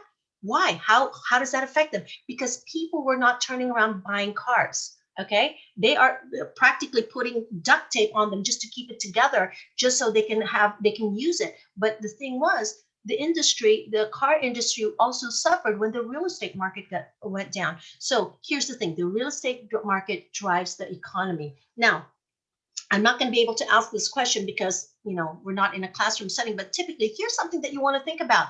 Now, do any of you currently have a career that is real estate related? Okay.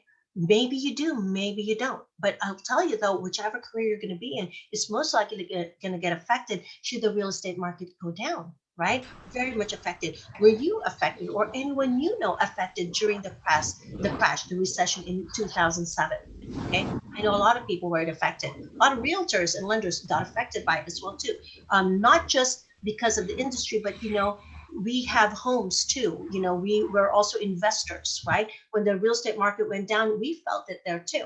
Now, the real estate acts as a source of hundreds of thousands of jobs. They really do. Like I said, it affects all different industries, not just real estate related type of industries, but pretty much across the board. Okay. Now, here's the thing. You're thinking about getting a career in real estate, and you're thinking, is this for me? Is this something that's going to be good for me? Is this something I want to get into? Some of you, for those of you who were here earlier, I shared with you the reason why I went into real estate. Well, here are some of the other reasons why people get into real estate. Here are some of the benefits of a real estate career. One, high earning potential. You control your pay. Okay. If you want to go ahead and keep working and doing one house a month, 2 houses a month, you can do that. But if you decide that, you know what, I have other things I want to focus in. Maybe I'll do one transaction every other month. You can still make good income doing that. You have the potential to earn really high income. Secondly, you have the freedom. You're not mandated to work at an office. You can conduct your real estate business in any area within California. Now, let me just change that. You can do your business. You can go into contract. You can help people purchase and sell anywhere within the state of California. Now, you can work outside of California so long as your transactions are all within California. I just want to make sure I clarify that, okay? You could be in a ship, on a cruise, okay, finishing a transaction or even getting into a contract, okay, in a transaction in California. You don't have to be physically in California. The other thing too is you have the flexibility. You conduct your business whenever you want, wherever you want. Right now, COVID-19, a lot of realtors have had to set back. We don't have open houses anymore, and we're doing a lot of things remotely. We're still showing property, but it's a little bit more refined right now. It's a little bit different than how we used to do it, but you have that flexibility, okay? Which is kind of nice as well too, if you think about it. And then of course, the real estate mentors are available to you. In some brokerages, they will have mentors and productivity coaches. In Keller Williams, in my office, I'm one of 3 mentors. We have one productivity coach that helps the new agents get into, and even agents who have not had a transaction maybe in 6 months or wants a refresher, they can sign up with a productivity coach, and the productivity coach will hold them accountable, ask them their goals and hold them accountable to those goals and give them the mindset and the discipline to be able to follow through with their goals. And then once they're in a transaction or close to get into a transaction, then they work with a mentor. So we, as a mentor, we will walk them individually, one-on-one, to help them complete that transaction. Okay, so here's the thing. In the real estate career, you will have education, and you will be able, education and effort on your part will basically come out to an exciting success. Okay, now commissions. Let's talk about commissions. Oh, hold on a second. This is new. We've got a video. Let me go ahead and turn on the video. Let's see here. Where's the video? Okay, let's see. Is it on? Okay, we do have the video. All right, let's go ahead. Good grammar and spelling are I important. don't know that this is it. But Oh, if this you is an want to ad. write essays that inspire, messages that forge. Okay, let's see here. Skip ads. Okay, this is going to talk about how a real estate agent commission works. Now, the question here is this. You're going to close deals. You're going to make things happen. You're going to find yourself a nice broker that's going to be solid. You're going to feel good about it. But the question is, well, how much do... No. No. No. Leah, is that you laughing? Can you see it? It wasn't me, but I Yeah, was you can muted, press. but Yeah, you Let's can go ahead and press. give it a try. it was almost. Sorry, I was not muted. The horror. This is nothing compared to the last one. I know, right? Oh. Hey, hello, Yeah, this is all good. Don't worry. Don't worry. So glad you could make it. Today I want to share some great stuff with you. Let's discuss the salary of a real estate agent. I really want you to understand how this works. You ready? This is how it works. Nice and simple. Let's start off with, where do the commissions come in place, right? Because the bottom line is this: you're going to get paid by commission. Now, what does that mean? You're going to get paid when a deal closes, when a deal records, when the deal is at the finish line, when it's grand finale, when everything's done and out. With me, you'll be working days and days and nights, and you'll be working continuously, and you won't be getting paid. You will not get paid, of course, until the deal closes. Now, let's get something straight. You're going to be getting paid commission.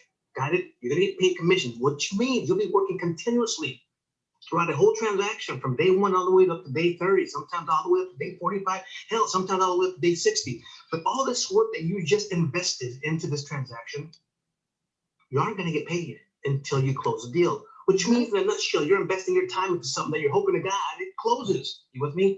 Now, once it closes, how do you get paid? Well, let's backtrack a little bit. Now, who typically pays a commission? That's the key word here, commission. Who pays this big chunk of change? Where do we get this big bag of money to pay everybody that was involved? Where do we get this? Where does it come from? Well, typically, it comes from the seller. The seller is the one that typically pays all commissions. Now, I say typically because every now and then there's an exception to the rule. We'll get to that in a minute. Right? So typically we'll say the seller pays a commission. Let's assume this house we're going to sell is $1 million. You with me? Nice and simple, $1 million. The average commission typically in a balanced market. Think about that. I want you to think of a balanced market. This right behind me it's an ad. was Karcher Mall. It was a booming mall in the heart of Nampa, Idaho when I was growing up. It's 6%. You'll charge the seller 6%. Now 6% of $1 million, do the math. That's right, $60,000, right? Now $60,000. Now when this deal was developed, when it was created, you had a buyer's agent and you had a seller's agent. With me? Nice and simple. Now, typically, of course, half of the 60,000 goes to the buyer's agent and half of it goes to the seller's agent. So you got $30,000 floating over here on this team and you got $30,000 floating over here on this team. Yay, you just made yourself $30,000. If you're the buyer's agent, yay, you made yourself $30,000. If you're the seller's agent, yay, you made yourself $30,000. Or did you? Now, please remind yourself that when you joined a brokerage, you decided with that brokerage, you decided with the owner of that brokerage that you were going to accept a split of that $30,000, of that $50,000, of that $100,000, of that $5,000, whatever you closed and earned for your brokerage, you decided that you were going to give some of that commission to your broker. That's called a split. Now, let's assume you went into that brokerage agreeing to accept, I don't know, 60%. You get to keep 60% and you're going to give 40% of that to the broker. Now, when it comes to commission split with your broker, that's completely negotiable between you and your broker. If you're a brand new agent, don't expect to get too much of a high split. 60-40 is reasonable. You're keeping 60. If you're a seasoned agent and you're coming to a brand new office, but you've been doing this for years, they may be giving you a higher split. You may get an 80% split where you get 80 and the broker only gets 20. If you're an extremely powerful agent and you're coming into a brand new broker, hell, they might give you a 90% split where you get 90 and they only get 10. It's all based on your experience. Now let's assume you just sold a house that was a $1 million sale and you charge 6% commission. Now let's do the math there. 6% of $1 million is what? That's right, $60,000. Now that $60,000 is going to get divided by two. Now which two people are we talking about? We're talking about the buyer's brokerage and the seller's brokerage. With me? So when you divide that $60,000, you got $30,000 coming to this team and $30,000 coming to this team. Great. Now let's assume you're the seller's agent. You're on this side, the listing agent. Your company just made $30,000. You made this happen. You made $30,000 for your company. Now let me remind you, when you joined this company, you had a split agreement with that broker. You went to that broker when you first joined this broker and said, hey, broker, how are you? I'd like to join your brokerage, and I'm willing to agree that I, the agent, will accept 60% of whatever I make over here, and you get to keep 40%, Mr. Broker. Let's do the math. If you get to keep 60% of this $30,000, that means you get to keep, do the math, $18,000, which is great. That's your salary. That's your money. That's your commission. You just made that on one deal, $18,000. And the broker walks away with what? $12,000. But that broker was there with you all the way through. So let's go back to the salary situation here. So on one deal, you just made $18,000, which is fantastic. I mean, not many people make $18,000 in 30 days or 45 days. It's a great deal.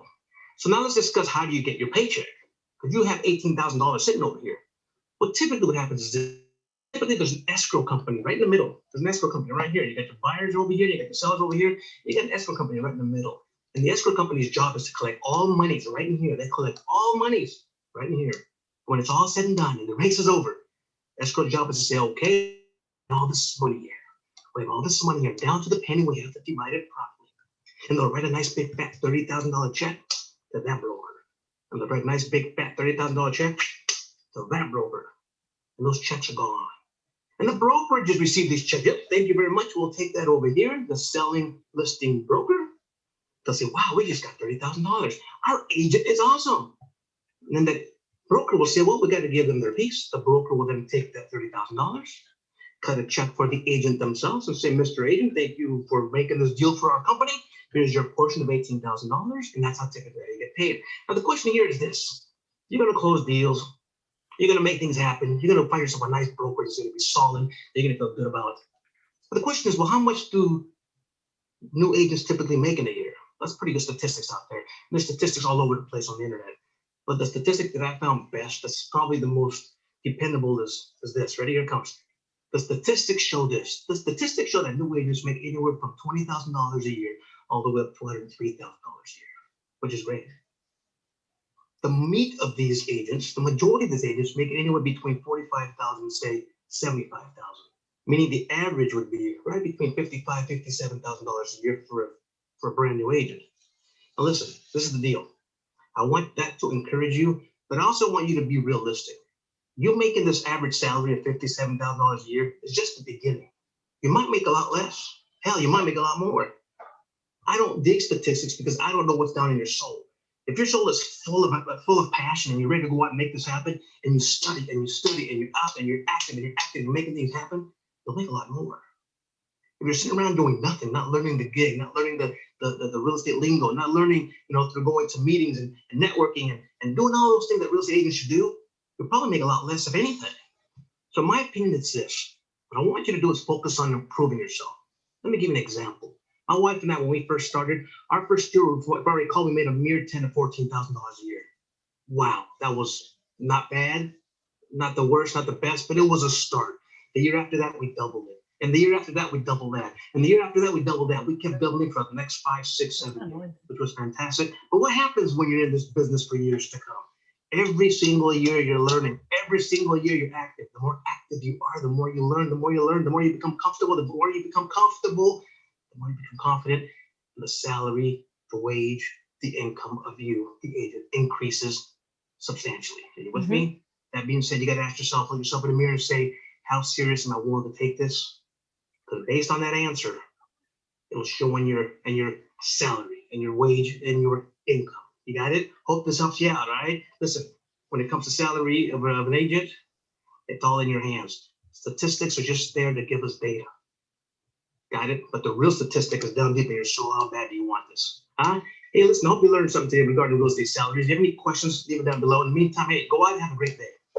Hey, thanks for watching this last video. Hope you enjoyed it. I sure did. Hey, do us a favor. If you think a family member or a friend would also enjoy it, why don't you share it with them? I guarantee you they're going to get something out of it. In addition, if you have any comments, questions, or topics you want us to discuss, hey, leave it down in the comment section. And one last thing, if you haven't subscribed. Oops, sorry. I'm trying to figure out how to get out of this one. We have, okay. Hi, Clarissa. Yes. This is Zulay. How are you? Hey, Zulay, I'm doing well, thank you. How are you? Good, good. I have a question. Clarissa, I think if you just close the top window. There's a top window? Oh, sorry. I was going to say, you got, never mind. Yeah, I was going to say the tab at the top. I think you just had to. Okay. There we go. Got it. You click on the X where it says "Hire Real Estate Agent," where it says the YouTube.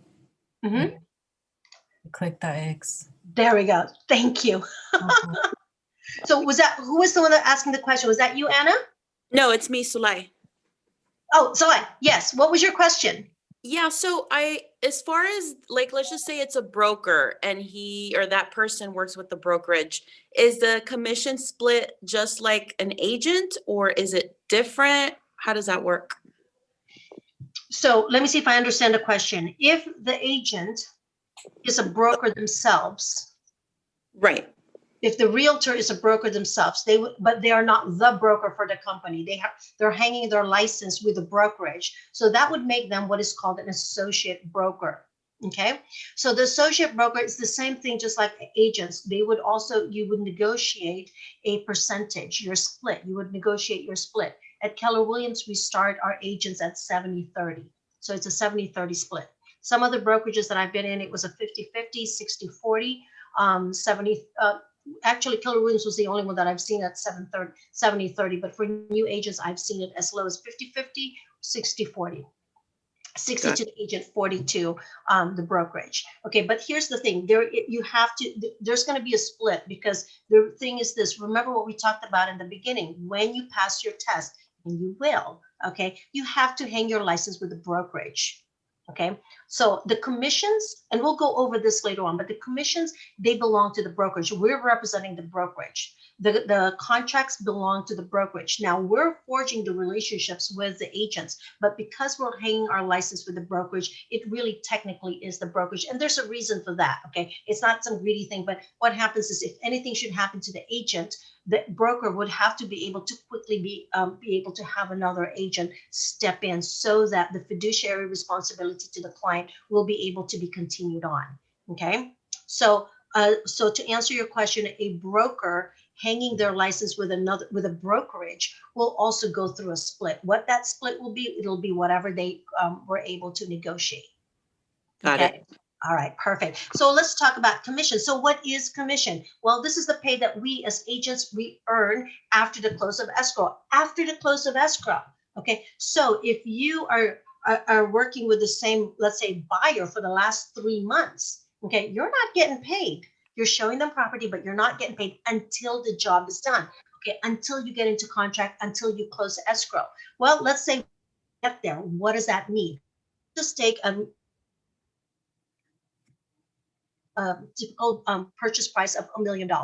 Okay, $1 million at 3% commission. That comes out to $30,000 commission, just like Robert had said. So what you have to think about is in the farm that you're going to be working in the area that you're working in, what is the median home price? Okay, I remember when the median home prices were only $500,000 when I first started. That was actually really good. So now it's just that our price points have gone up. So $1 million is it's pretty attainable. Okay, so $1 million times 3% would be $30,000 commission. Now the percentage is negotiable between the agent and the seller. Okay, you just need to decide how much your fees are, and that's what you're going to communicate, and that's what you're going to try to negotiate to get. Now the broker compensation. So on the $30,000, okay, there's going to be the commission, and there's going to be the company dollars. So the broker compensation, that's the broker compensation and the agent compensation. Based on your agreed split, this will be how it's going to get split up between the two. So if you're in a 70-30 office, that $30,000 gross commission, okay, your commission from that is going to be 70%. That comes out to 21,500. Okay, is that what they're doing here? And 21,000. And then for the office, it's 9,000. So the office will get 9,000. The company gets 9,000. The agent will get $21,000. And that's how it's broken down. Okay. Now, areas of brokerage activity. So here you're saying this, well, wait a minute, I'm the one that's showing the property. I'm doing all of these things. Why is my broker getting a cut? Well, here's the reason why. Okay. First of all, you can't practice on your own. You have to have your license hanging with the brokerage. Okay. The brokerage takes on the responsibility for your actions and for this transaction.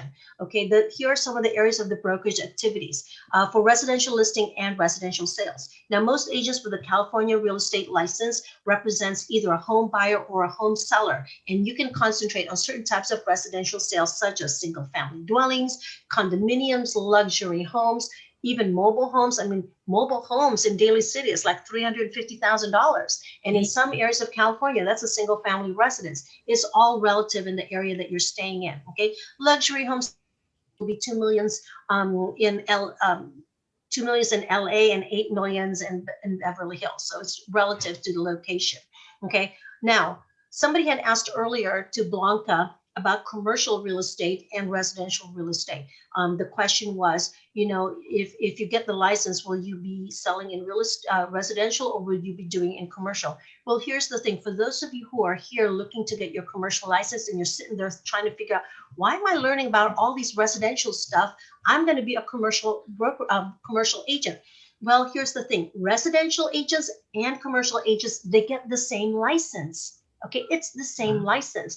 The commercial is just a specific type of transaction. It's a niche that they will be doing, and everyone else is going to be doing residential. Okay, so why begin in residential real estate? Well, first of all, the contracts are straightforward, and it makes it less intimidating. Plus, you'll get paid sooner. Okay, and the other thing too is it's easier to break into and achieve success sooner due to your sphere of influence. SOI. What is your sphere of influence?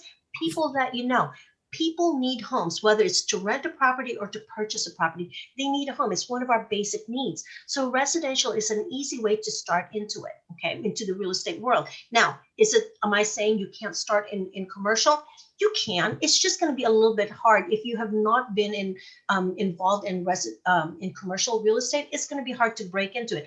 However, if you've already been working in a commercial real estate company or a commercial group, then you will have a little bit of knowledge, and having a license will only enhance your performance there on what you can and cannot do. Okay, so most new agents can identify with home ownership. Either you are a homeowner or you want to be a homeowner. So you can identify with that. All right. No. Quick question. Sorry to interrupt. Yes. Hi, Sonia. Is that you, Hi. Sonia? Yeah. Yes. Yes. You think it's possible to do both commercial and residential? What do you mean? Like, obviously you would go for residential, but can you do commercial also at the same time? It all depends on the brokerage that you're with. If you're in a brokerage that has a commercial department and you're able to go into it, absolutely. But here's the thing. They're not just going to bring in an agent to be part of a commercial transaction unless you already know it. Now, unless you're going to be the one that's going to bring in that client, right? You have a client who wants to buy a $7 million building and you want to refer to the commercial department, you can say, hey, I've got a client and I want to be part of this transaction. You're not going to be a big part of it, but one, at the very least, you're going to get a referral. Okay. And two, you'll get to learn. Okay. Because commercial is very, very specific. And here's the other thing too. It's very time consuming. It's very specific. It's a niche. And if you're going to get into commercial real estate, hey, commercial real estate, sometimes you don't get paid for 18 months. 2 years, 3 years. I don't know about you, Sonia, but I'm a diva. I like indoor plumbing and I like electricity. Yeah. I need the residential sales to be closing on a monthly basis, right? But it's not to say that Right. I've done commercial property while I'm doing residential. It's not a big part of it. I had a church lease, just to lease out a church. It took at least 20 months to lease a church because there's a lot of nuances to it. So to answer your question, can you do it? Absolutely, you can if the brokerage that you're hanging your license with has a commercial department. Secondly, most likely the only way you're going to be able to get into commercial while you're doing residential is if you're the one bringing in the client and you're saying, I want to be a part of this. I want to learn what needs to be done. You're not going to be a big part of it, but at least you'll be able to see how it's done. Okay? And then in about 18 months, Gotcha. you'll be able to get paid. Okay. But I wouldn't up it. If you want to into commercial, go for it, but do the bread and butter, do the residential and learn about that. There are classes and there are specific training for residential. We've got a great one. Alicia Shepard is, she's an agent in Southern California. She grew a huge commercial business and she's actually training a lot of the agents who wants to get into commercial. And there are those who don't want to do commercial at all. Okay. So for those of you who are interested in doing commercial, there is a way to be able to do it. It's just a niche. I wouldn't let go of the residential part, but you know, that income coming in a much faster pace is definitely well worth keeping it. Okay, so here's the thing. Why begin with residential sales? Well, the contracts, like I said, are straightforward and less intimidating. They're easier to break into because you know people who are looking into buying a home and you can empathize, okay? You can empathize and you can understand about being a homeowner, wanting to be a homeowner. Well, let's also look at some of the things that you can also sell. Luxury falls under residential. Look at some of the luxury properties that are for sale in California. These are the 3 most expensive listings in 2019. Okay, there's some that's even more expensive. So any price listing requires same contract and collects a commission.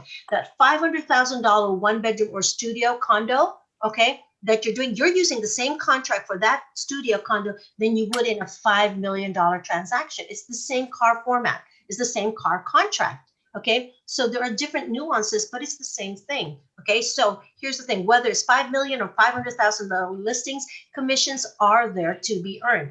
Look at this one property in Los Angeles, okay, in Beverly Hills. It's priced at $165 million. Okay, the size is 20,000 square feet. You've got 20 bedrooms and 23 baths. 20, wow, that's a lot. You've got more bathrooms than bedrooms, okay? So no one is going to be fighting for any bathrooms in that space. Look at it, San Francisco in downtown. We have a $39 million house, 11,635 square feet. 6 bedrooms for 11,635 square feet and 9 baths. What is it with all of these? There's more bathrooms than bedrooms. Wow.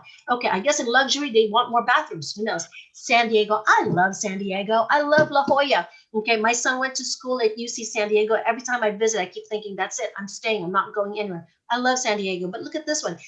$25 million. Okay, 17,368 square feet, 10 bedrooms, 14 baths. Okay, luxury homes. You have the license that will allow you to be able to sell those kinds of homes. Okay, that's what you got to do. So these are So I some. have a question. Yeah. Hey, Anna. Hi.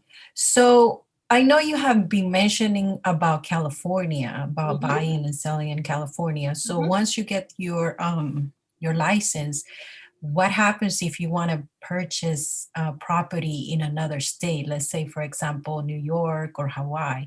Can you do that? Hey, you know what? The other states, they love California dollars. They love Californians because every time we go, we buy something out of state, we think it's cheap. Okay. To answer your question more directly, absolutely. You can turn around and purchase property anywhere. Now, I think more specifically, your question is, can you represent yourself Yes. when you're purchasing in other states? Your license does not allow you to transact in another state as a realtor. It's only in the state. So there are some agents who have more than one licenses in more than one states. I know How do you get those other licenses? well, one of my colleagues, he started out in Lubbock, Texas. He was a realtor in Lubbock, Texas. When his partner got transferred to, I don't know, Michigan, Montana, one of those states, right? He went and got his license there. And then from there, they moved here to the Bay Area. So he's got a California license. So he's got 3 licenses in 3 different states. Wow. Okay. And that's how he was able to do it. One of my students, it took her a year until she finally took her test. A year from the time she finished, she ended up taking the test. Took her a while, you know, she had her struggles, but she went ahead and took her test. She passed. Then we were going to sit down and talk, right, about having her start her career in Keller Williams. And so what happened was she goes, "Oh, I'll be back. I'll talk to you in about 2-3 weeks because my husband and I were going to go down to Georgia." Okay, so they went down to Georgia. She called me after about a week and a half, and she was almost in tears. I could tell something was wrong. It's like, "Hey, what's going on? What happened?" She goes, "Well, we're here in Georgia." I said, "I know." I said, "How's it going there?" And she says, "Well, we were here in Georgia because my husband was looking at the possibility of working here. He got a job offer. And so now we're moving to Georgia." So she was in tears because she's like going, "I can't go through the whole licensing again. I can't take the test. It took me a year for the last one." So I told her, I said, "Listen, call up the Georgia Department of Real Estate and let them know you're licensed in the state of California. Some states will allow you to take your license and just update and learn about the nuances of that state, some of the things that's specific to that state, and they will allow you to be able to get a license there." So how can I find out where the license will work? You got to figure out which state you want to go into and then contact that DRE in that state and find out what are the requirements. Find out if you have to be a resident of the place to be able to get a license. It's going to be pretty hard to be licensed in one state if you're not residing there, because how would you have to figure out how you're going to be able to service your client. Okay. Okay, Now, thank you. here's the thing. If you have people who are moving, let's say, to New York, and you're an agent in California, well, you can do what is called referral. You can refer the business to the New York agent and get a referral fee. Because you're licensed, you'll be able to do that. Okay. And if it's for your own, you will go in as a consumer and work with an agent who will represent you. And here's the thing: if you're going to buy a home in a place in a different state that you're not familiar with, you want to have somebody who specializes in that state, who specializes in that city, because there are certain ordinances that you want to make sure are cleared before you purchase the property. And somebody in the state of California might not know all of the requirements in, let's say, New York. Okay. Mhm. All right, so let's talk about specialization and commercial property. Many agents specializes in types of non-residential or real estate related services, such as commercial property. We talked about that. Business opportunities. That means you're buying and selling. You're helping people buy and sell the business, not the real estate with a business, but it's called the book of business that they have. Property management. When you're a realtor, you can do property management. Speculator sales. What are those? They're flips. Okay, you're flipping property, you're buying property, fixing it up, and then selling it in a short period of time for a quick profit. And of course, tract sales. Tract sales, for those of you who do not know, whenever you've gone to a new development, they have the tract homes. There's that office that you go into, and then the people that's going to be helping you, they're realtors as well too. Okay, they're licensed in the state of California. Let's talk about commercial property. Well, these are office buildings, shopping malls, hospitals, warehouses, businesses. These are like multiple, at least in our area, you're looking at about 7, 10, sometimes $150 million transactions. Okay, it's not going to happen in 30 days. And it's not being done by one person, it's done by a team. Okay, it's very, very, it's very specialized in. And here's the thing: you don't want to mess up. You don't want to be having that first transaction as a commercial agent and then mess up because you simply did not know. If you're going to go into commercial, get into a team or get into partnership with a senior commercial agent. So at least this way you're learning from somebody who already knows what they're doing. You don't want to feel your way through in a commercial transaction. Here's the thing about commercial property. The sales cycles, they're slower, okay, but the deals and the commissions are huge, okay, huge. Agents typically work with a commercial group when they go into commercial real estate. Now, there are 3 types of real estate agency. One of you guys had asked about this. Can an agent represent the buyer and the seller? Well, let's talk about that. There are 3 types of agency relationships. There's the listing agent. What is the listing agent? The listing agent is the agent that represents the seller. Okay, the listing agent is the agent that represents the seller. It includes fiduciary duties to the seller, such as the seller's interest is a priority, obedience to the seller's instructions, loyalty, and the utmost care. In other words, your fiduciary duties means that you are going to do what is best for your seller, and you're going to negotiate to get them what's best for them. Now, on the flip side, you've got the buyer agency. That would be the selling agent, or now they're allowing it to be called buyer's agent. Before they were called selling agent. So when you hear selling agent, that is an agent who represents the buyer. Okay, buyers seek professional advice from the agent with purchase offers and how to negotiate the sale of the terms. So that's what buyers do. They look to the buyer's agent to help them be able to negotiate to get the best possible price. And then, of course, in the state of California, and there's a reason why I say in the state of California. In the state of California, we have what is called dual agency. What is a dual agency? Well, that agent is representing both the buyer and the seller, okay, without being disloyal to either one. The agent may earn commissions on both sides. So remember that $1 million listing, okay? $1 million listing at 6% commission, that's your listing. And then you show it to buyers. And then that buyer doesn't have an agent and they look to you to write up the offer. As long as both parties are aware that you're representing the other as well too, okay? Now you're considered to be dual agency. When that transaction closes, how much commission are you going to get? Anyone? Well, it would be 3% on the listing side, and it'll be 3% on the buyer side since you're representing both. So what does that come out to? 6%. So on that $1 million transaction, you've just earned $60,000. Okay, that's dual agency. So what are my thoughts on dual agency? Is this considered a conflict of interest? No, not necessarily. One, you need to be able to let both parties know, and they have to sign off in writing that they're aware that you're also representing the other. You still have to do your utmost responsibility of not disclosing things to the other that you shouldn't be doing. Okay, can it be done? Absolutely. Do people do it? Absolutely. And there are those who says, I can't do that. If I'm representing one, I can't represent the other. Okay, so they make a business decision and say, I will not do dual agency. It doesn't make it right or wrong. Okay, it just means that within that person, they're not comfortable doing both sides. Here's what you can do though. If you're one of those who says, you know, if I'm representing one, if I'm representing the seller and somebody wants me to write up the offer and I do not want to do that, or I cannot do that, I just can't get myself to be able to do that. You know what? Guess what? Refer that client to another agent and get a referral fee. What's referral fee? Anything you can negotiate. It can be anywhere from 20 to 25% of the commission. Okay, 20 to 25% of the commission, right? For introducing them to somebody else so that they can be represented. You're also doing that person a favor, because if you really can't represent both without breaching the confidentiality, then refer them so that they can be best represented as well too. Okay, and then you will be able to get a referral fee on that.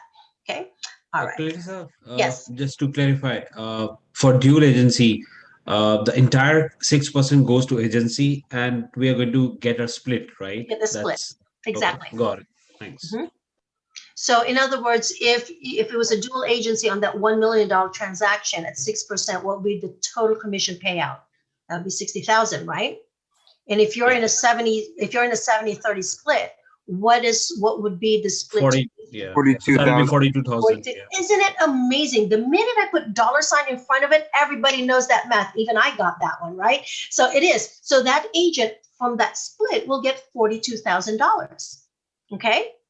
Got it. So yes, that would be what would happen. Now here's the other thing. Let's go back about that dual agency. Remember, when we get into a transaction, okay, the transaction, the commission belongs to whom? It belongs to the brokerage. The contract belongs to the brokerage, okay? So, and I am representing the brokerage. So if I am representing, let's say Sonia, she's my buyer, okay? I'm representing her. So I am her agent, right? So here's the thing, dual agency, let's talk about that. What is a dual agency? Clarissa Cortez hanging her license with Keller Williams Realty, representing the seller, Sonia. Okay, so I am representing her. I'm the listing agent, correct? And then I do an open house. And then let's say, Deepak, you come in and you're a buyer and you want to put an offer in this house and you don't have an agent and you ask me to do it, right? And I don't have a problem with dual agency. So then I represent you. Now, question, does that make this transaction, is this a dual agency transaction? Is this a dual agency relationship? Yes, this is. Absolutely, right? Absolutely. Okay, so let's go about this one. I, Clarissa Cortez, I'm representing Sonia Martinez. She is the seller. I'm the listing agent. Okay. Then Deepak, you come in and you like the house and you call your agent Blanca Aguirre. Okay. Who also has her license hanging with Keller Williams Realty. You put in an offer, we get into a transaction. Is that dual agency? No, that will not be, because okay. So I have my own, right? So Deepak, well, you're the one who's representing you is, let's say, Blanca. Right. Right? Okay, so who says, so Deepak says this is not dual agency. Is there anybody out there who thinks that this might be dual agency? I think it is dual agency. This is Because the same, you guys both belong to the same brokerage firm. Is it the same broker? Right. Okay, so here's the thing, Deepak, and they're correct. So remember, I'm Clarissa Cortez hanging my license with Keller Williams Realty. You go to your agent, Blanca Aguirre, and Blanca Aguirre hangs her license with Keller Williams Realty, right? Who owns the contract? Got it. Agency. The agency, right? So Keller Williams is the same broker for both the buyer and the seller. That is considered dual agency as well, too. By the way, that's a test question. So Can I ask a quick question about that, Clarissa? Just to clarify, when you say Keller Williams, you mean just the specific Keller Williams brokerage, right? Not specific Keller Williams brokers. So that's why I'm saying Keller Williams. Okay, Keller Williams Realty. Our brokerage is called Keller Williams Peninsula Estates or Keller Williams Realty. Other Keller Williams will be called something else. So different brokerages. Okay. So Clarissa, could you look at it so people, are clear, is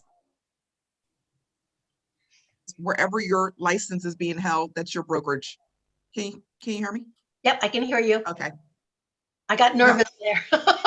No, I was sitting there. The easy way for people to remember is like wherever your license is held at that brokerage firm that's your brokerage. Exactly. And also the other thing too, Deepak, is when you fill out the purchase agreement, it will tell you to identify who your broker is and also the broker number. If it's the same broker number, it's dual agency. Okay. So moving on. So broker salesperson relationships. Well, per the law, I alluded to this earlier, per the law regarding broker salesperson relationships, per the law, a real estate salesperson is an employee of the broker. Okay, when you're working with a client, you are there on behalf of the broker. You are representing the broker. When I'm out there transacting, okay, what do I write in that contract? Clarissa Cortez, company, Keller Williams Realty. So I am representing the broker. Now, the IRS recognizes us as an independent contractor. Okay, a real estate salesperson possesses a real estate license. The salesperson is paid solely for their success, not their hours worked, right? So if I'm showing somebody 3-4 months trying to help them find a home, and I eventually close, I'm going to get paid in 3 to 4 months. I could also be showing property or listing a property and I can get it done in 30 days. Whenever I get my job done, whenever I do the job, and then that's when I get paid. So a salesperson is paid solely for the success upon the completion of the transaction.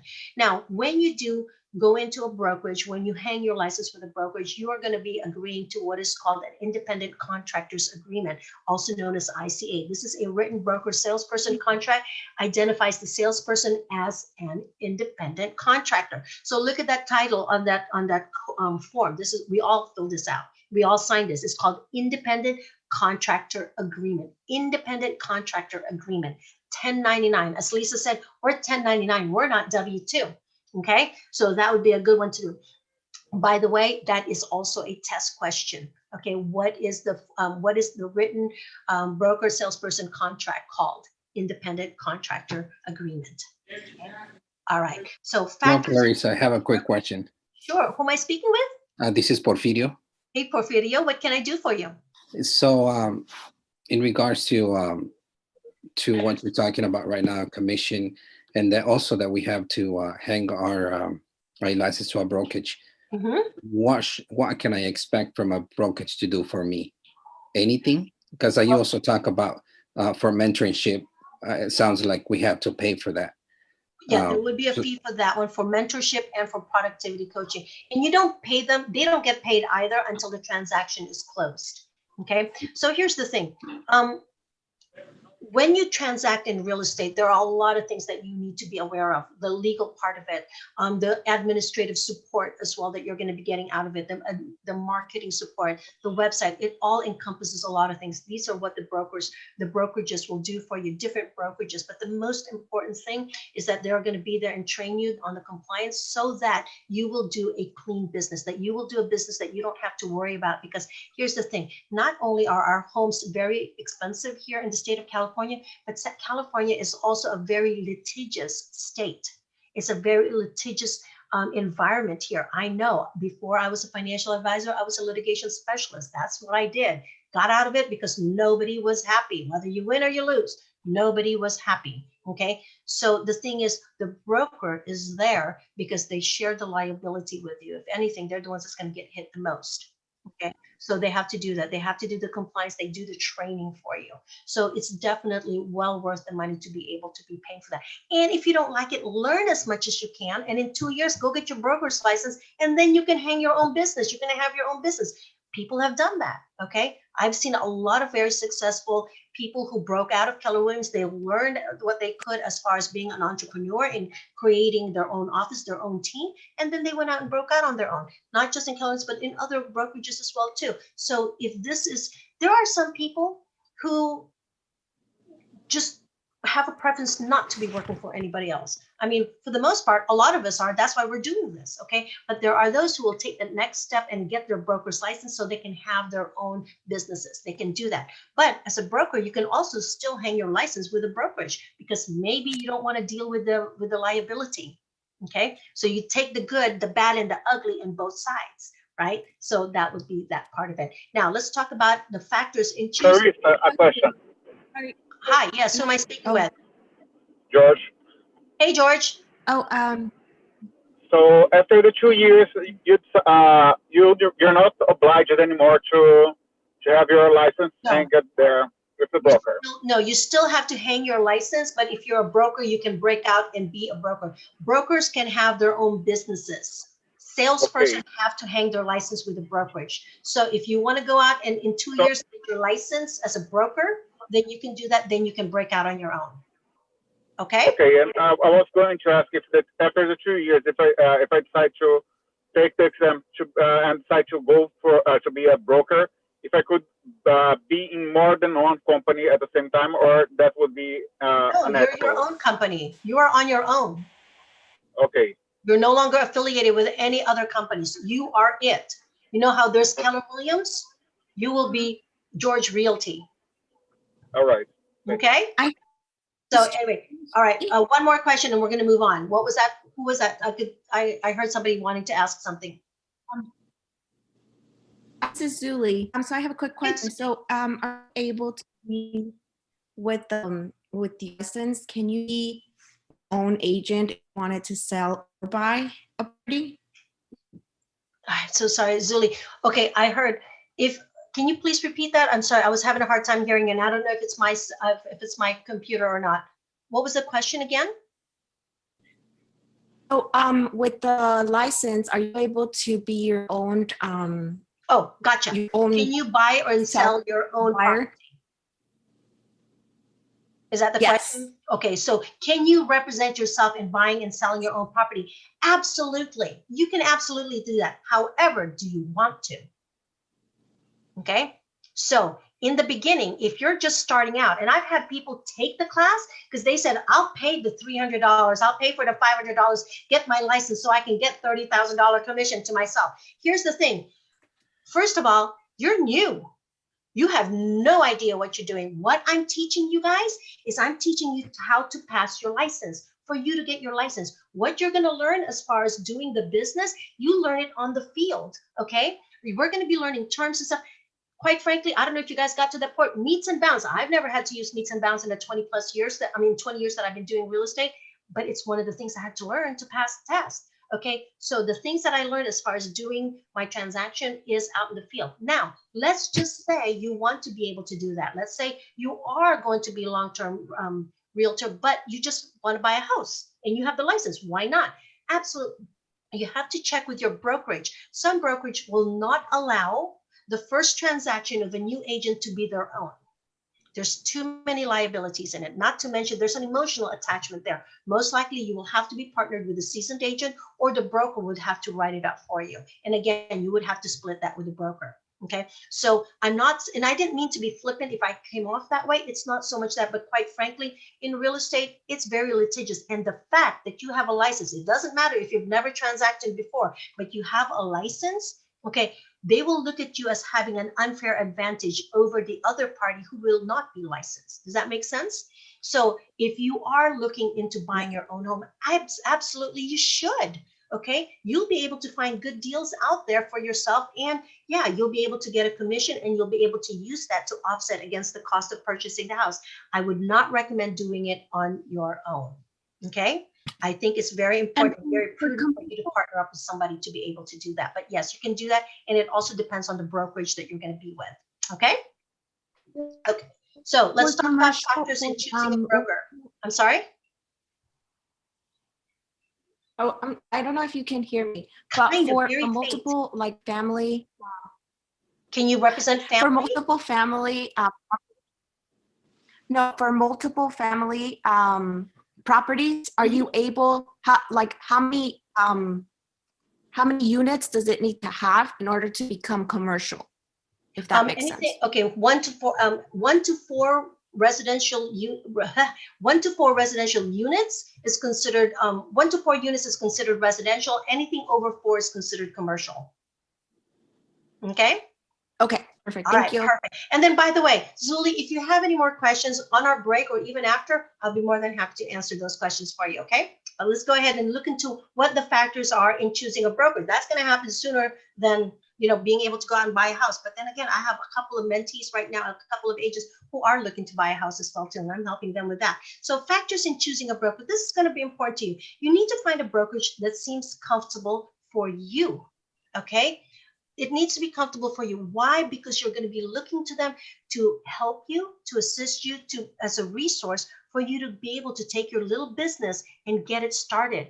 Okay, and make it into a very successful business. So what you want to look at present employees, okay, the success and the tenure of these employees. You want a combination of experienced agents with newer agents. Okay, here's the thing. You don't know what you don't know, okay, unless you're able to talk about it to someone, and then you might not know. It's always good to be able to be in a brokerage where there are those that are more seasoned than you, so you can learn from them. And there are those that who may not, because there's always new agents coming in, so you can also share your knowledge with them. Not your business, but share your knowledge with them. And it only enforces what you know. When you're able to share that with someone, or when you're able to teach that with someone, it only enforces what you know, okay? Now, joining a real estate team, that could be something that you can do too. That can provide support for new agents. As a new agent, you're starting out in your own business and you're starting out from scratch and everything. But if you join a team, okay, you'll be able to use them as a resource, one, to be able to get clients, because the clients of the team, you'll be able to work off of that. The database, you also need to bring in your own database to be able to be included, so you can also use some of the database that they have. So that would be also good to be able to have that one, joining a real estate team. The support in the brokerage, you want to know what kind of support do they have for new agents, okay? Office leaderships and personnel ready to assist you for success. How easy is it for you? How accessible are the support for you? The training, how accessible is that? Area of activity. Now, selection of residential sales in commercial sales. If you're looking into doing commercial sales, then make sure you get into a brokerage that has commercial sales, or maybe you can be part of a commercial team. It starts with you getting a license though. And then of course the trainings, seminars, office meetings with guest speakers, very important. Books, office publications, other helpful material from affiliates, and of course classes. Role playing, very, very important. I've been doing this business now for almost 20 years. I still do role playing. I still have my role playing partners. One of my role playing partners is in Southern California. And then I have one here. It's really important, okay? So that for you to be able to, if you ever get asked a question, at least you'll be composed and be able to answer, okay? And you'll also have a prepared answer because you've also researched it. You're looking into the most frequently asked questions and how to be able to respond to that. Very, very important.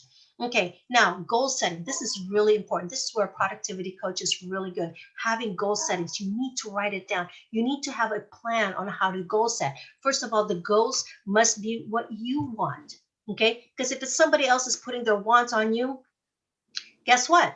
You're not going to be motivated. By the way, this is a great Kodak moment. Take a picture of this. This is really phenomenal. So the goals must be what you want.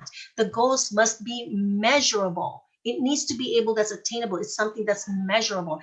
And most importantly, you need to have it written down. The goals should be written down. And it needs to be realistic, okay? It needs to be realistic. And here's the thing. One of the things I learned a long time ago is that if you have a goal and you're shooting for it, and then you're not able to make it, or that something changes, you need to be able to be quick to pivot. Okay, you don't know what life will bring in your play. You don't know what life will hand to you. So you need to understand that goals can be changed. Just because you set it on paper doesn't mean this is it and you're going to live and die on this. No, recognize when it's smart, when it's, have the discernment as to when to know when to change your goals, when to pivot. Okay, so it's really important to do that. And of course, goals should be in a time frame, whether you should have short-term goals, intermediate goals, and long-term goals, and they should all fit in together. Okay, so how do I create and manage my annual goals? Very simply, I know what I want in the end. Okay, I know what I want to get in the end. The end could be the end of that year, my goal for the year. It could be the end of 5 years, and it can also be my 10-year plan. Okay, but here's the thing. One of the things that I do is I look to see what I what I plan on achieving at the end of the year, and then I break it down. Okay, if I say I want to make $350,000 a year, okay, what's my average price point? How many houses do I need to sell to make $350,000? How many people do I need to talk to be able to convert them to be a client? When I find that out, what is my closing ratio? And then you break it down even further. It's like, okay, how many calls do I need to make? If my ratio is 80%, then how many people do I need to talk to so I can schedule an appointment? How many appointments do I need? Okay, so you break it down, and then how many of that can I do in 2 hours? Do I need to change my lead gen to 3 hours? So you just break that down. Now you're probably thinking, oh my God, she just spoke a different language here. I don't understand what she just said. Here's the thing. When you are working with a productivity coach, when you're working with a mentor, okay, they'll be able to help you do that. They'll help you with the mindset and the discipline to be able to create goals and to be able to show you how you can achieve them. Okay, because if not, they're just wish. It's just a dream. Right? So you want to be able to have goals that's attainable and something measurable and that you can reach it. And you need to be able to have the means to be able to reach that.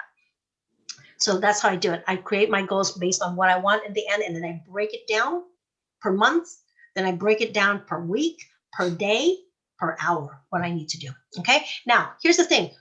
After you do all this, you got to get going. You got to get rad. Okay. What's rad? First of all, you got to think reasonable, rad. When there's an issue, stay calm, keep the escrow intact. Here's the thing. There's all kinds of things happening. I laugh because I just did 2 transactions and we just had a couple of things happen. Okay. So there are 2 things, right? When something happens, you need to be the calm in the storm. You need to be the calm in the storm. Okay, you need to be able to be the one who's going to maneuver your client out of that, navigate them out of that storm so that you can get to your goal to be able to close that transaction. Now, what are some common challenges during an escrow and how do we stay calm? Here's a common challenge. The property doesn't appraise. Okay, oops, we're going to talk about that. That could be one thing. More recently, last week, I have a closing. I was in a 15-day escrow.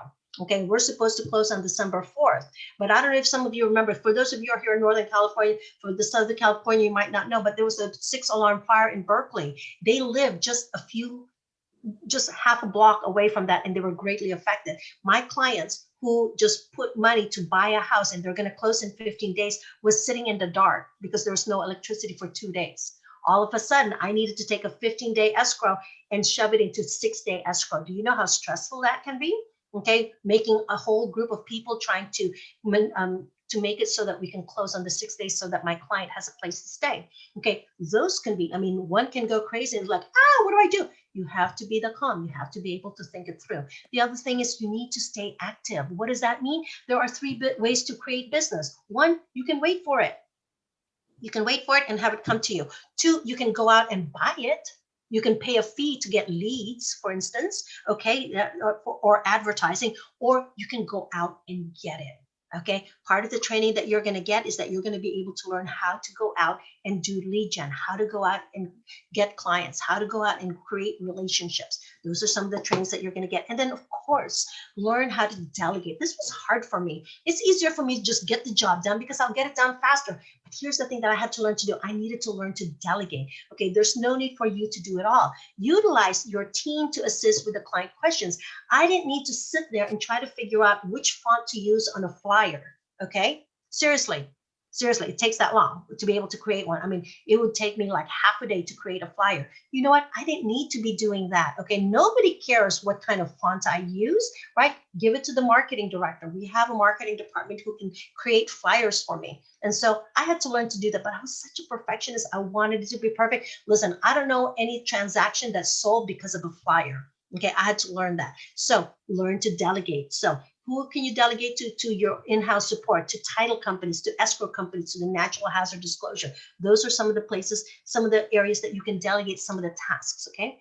Daily plan and balance, very important. A time, you have to have your A, B, C, and D time. What is A? This is the time that where you're making presentations that can directly lead to a commission. This is when you're face-to-face with people, when you're actually closing on a business. Okay, closing on an appointment, closing and being able to be the agent that they're going to use.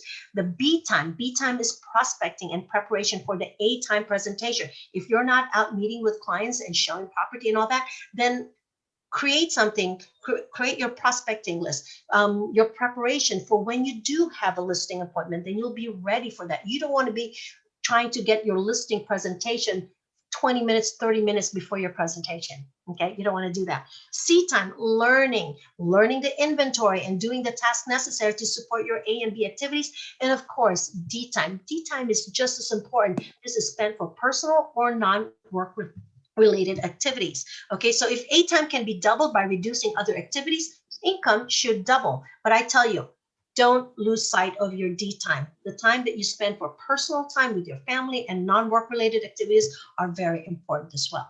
Okay, this is after all why we do what we do. Additional preparation, learn your inventory. If you're going to say that you are the San Bruno expert, learn about the San Bruno. If you're the San Bruno expert, then learn about the inventory, what's in, what's out, okay? What has gotten into contract recently, what kind of model homes there are. Understand the office procedure, very important, because you want to be able to do things right the first time, or at least have guidance to be able to do it right. Be computer literate. Very, very important. I love technology. I love what technology can do. I know the things that technology can do. I just don't know how to get the technology to do that most of the time, okay? So learn about, be computer literate, have basic tax knowledge. Now, this is not for you to go out and give tax advice, but it's for you to be able to know, have that knowledge so you can properly guide your clients and then direct them to a tax professional, okay? And have the equipment for success. What is the equipment for success? Well, you gotta have a cell phone. You gotta have a cell phone. You gotta have a laptop, or an iPad, or a tablet of some sort. Laptop is good. Does it have to be a $5,000 laptop? No, just something that will work on the internet and it's fast, okay? Something that will do that. A car. Now, some of you will say, well, what kind of a car should I get? Does it have to be what I like? My mom calls it her status car, okay? It doesn't have to be a status car. It just needs to be a car that is clean. All right. And by the way, nowadays, we're not bringing clients in our car anyway. But just make sure you have a card that is clean so that when you show up presentable. Okay. It doesn't have to be a Mercedes. It could be any old car as long as it's clean. Okay. So you want to be able to have the equipment for success. By the way, you know what? You know what's really, really good? Our cell phone. Cell phones are so darn smart. It's like a mini computer. I kid you not. I was out on a cruise with my mom and I was able to get into a transaction and close on a transaction. I had my laptop, but I was using my phone, right? It's like a little mini computer. So if you have yourself a good phone with a good service, you're good as gold. You can do this business. Okay, real estate. Here they are. Real estate equipment, computers, smartphones. They're really smart, guys, and they take place. I used to have to carry around a huge. Remember those compact computers? They were not compact. Then we had pagers. Remember pagers? Okay. Yeah, I know. I'm dating myself, Lisa. I saw that. Okay. And then not only that, I had to bring a camera, and those cameras were pretty heavy. I mean, I kid you not. And then we used to carry them around in our waist, right? I was scared that if our fire sprinkler went off above me, I'll burst into flames with all the electronic gadget that we were having to carry. But smartphones took care of the camera. Okay, took care of the computer and took care of the phone. No more pagers, right? So smartphone, best thing. Get the best smartphone that you can get and learn how to use it. There's no sense in getting the most expensive iPhone when you can't even text from it, okay? Or you don't know what to do with it. So smartphone, learn how to use it. Business cards. Okay, business cards. We're no longer really doing business cards, but you know what I like? I like digital cards, right? You want to know why? Here's the thing. Lisa's going to come to me. She comes to me and she sees me at an open house. And she says to me, I'm asking her, hey, Lisa, what do you think of the property? Would you like to talk a little bit more about this? Would you be interested in putting an offer? And she's like going, no, it's okay. You know, why don't you give me your business card and then we can talk? I said, fine. That's fantastic. What is your number? And I'll send it to you. So Lisa says, 415-123-4567. Okay, here you go. So, hey, Lisa, it was nice meeting you at my open house at 123 Main Street. Here's my business card. Let's talk when you have a moment. I just sent her my business card, my digital business card, right? What do you think I got from that? Far more than I would if I were to hand her a business card and have her sign in. I just got her name. I just got her cell phone. I will know if that cell phone is the right number because as soon as I send it, I should be able to hear it from her phone, right? So that would be one thing. So when it's business card, it doesn't have to be a physical business card. It could be a digital business card. I prefer that. A scanner or fax. This is a tough one. I have a fax machine because I do have a lot of clients that are, like my first generation clients. They're a little bit more older and some of them still use a fax machine, but scanner is really important. You just get one of those all-in-one computers and you've got a scanner. Our phone can scan. You can do a PDF scanner and you take a picture of your phone and it's a PDF, okay? I tell you, phones are awesome, okay? And then vehicle. Keep it clean. That's it. It doesn't have to be a status car. It could be just a regular nice car and build your way to get that status car. Okay. I'm not saying don't get it, but if you don't have it, don't burden yourself by going out and getting one, or don't feel like you're inadequate because you don't have one.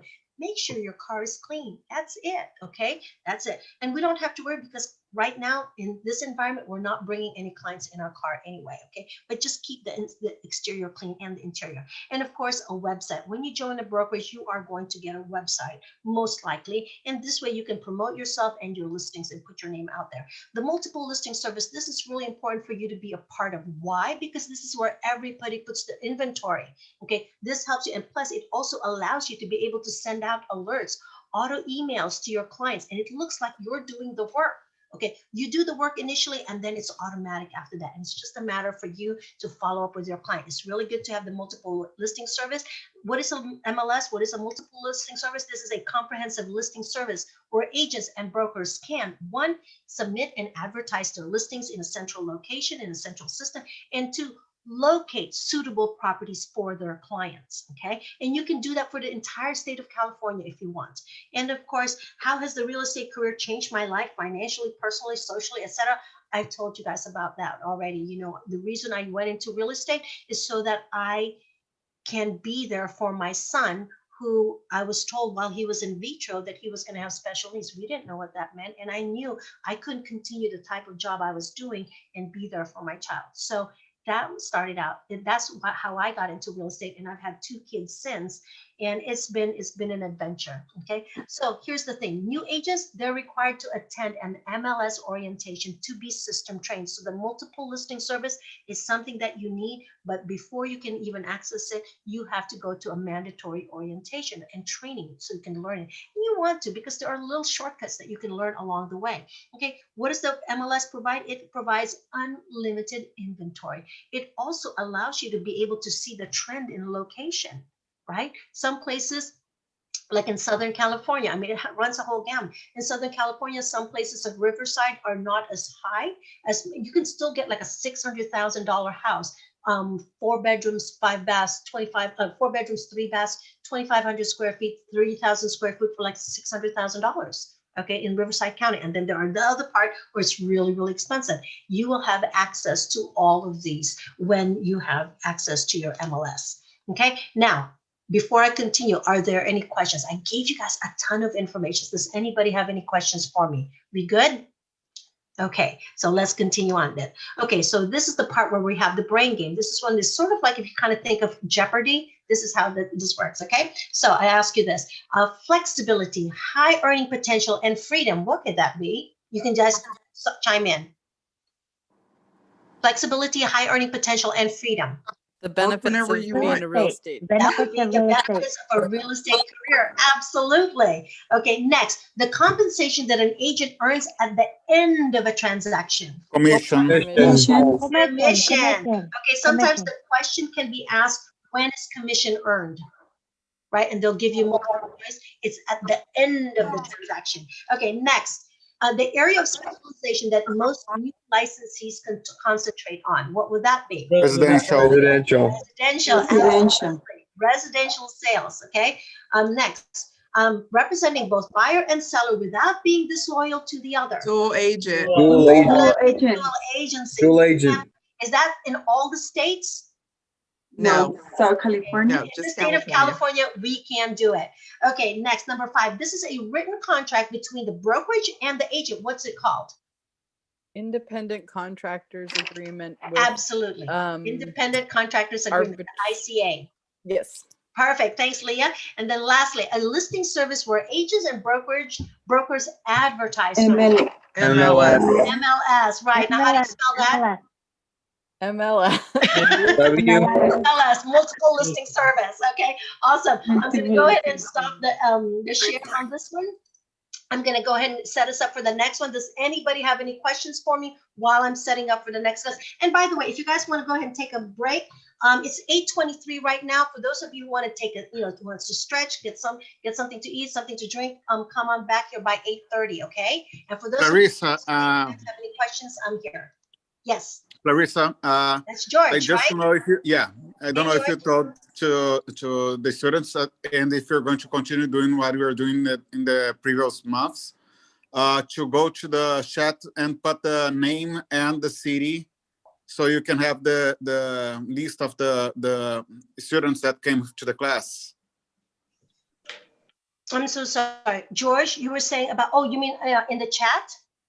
Yeah, to put if you're going to ask them to put the names and the city as you're going to have the control of the students. Yeah, as you did in the previous Thank classes. you. I appreciate that, George. Usually on the first class, because it's an introduction, I will have a mix of students, wannabe students, or those that are checking it out, where I actually like try to take roll or try to take the attendance is on the 2nd through the 6th class. But thank you for bringing that up. So for those of you who's going to be returning on Wednesday and moving forward, I usually ask my students to put in the chat box their name and their location, so that this way I'm able, what I do is I take a picture. I mean, I literally take a picture of the chat box so that this way I can check it off against the attendance. Okay. Now, for those of you who do not do that, don't worry about it, because the other way that they're able to check to see how you're progressing is as you enter the portal. Okay. For me, I like to do it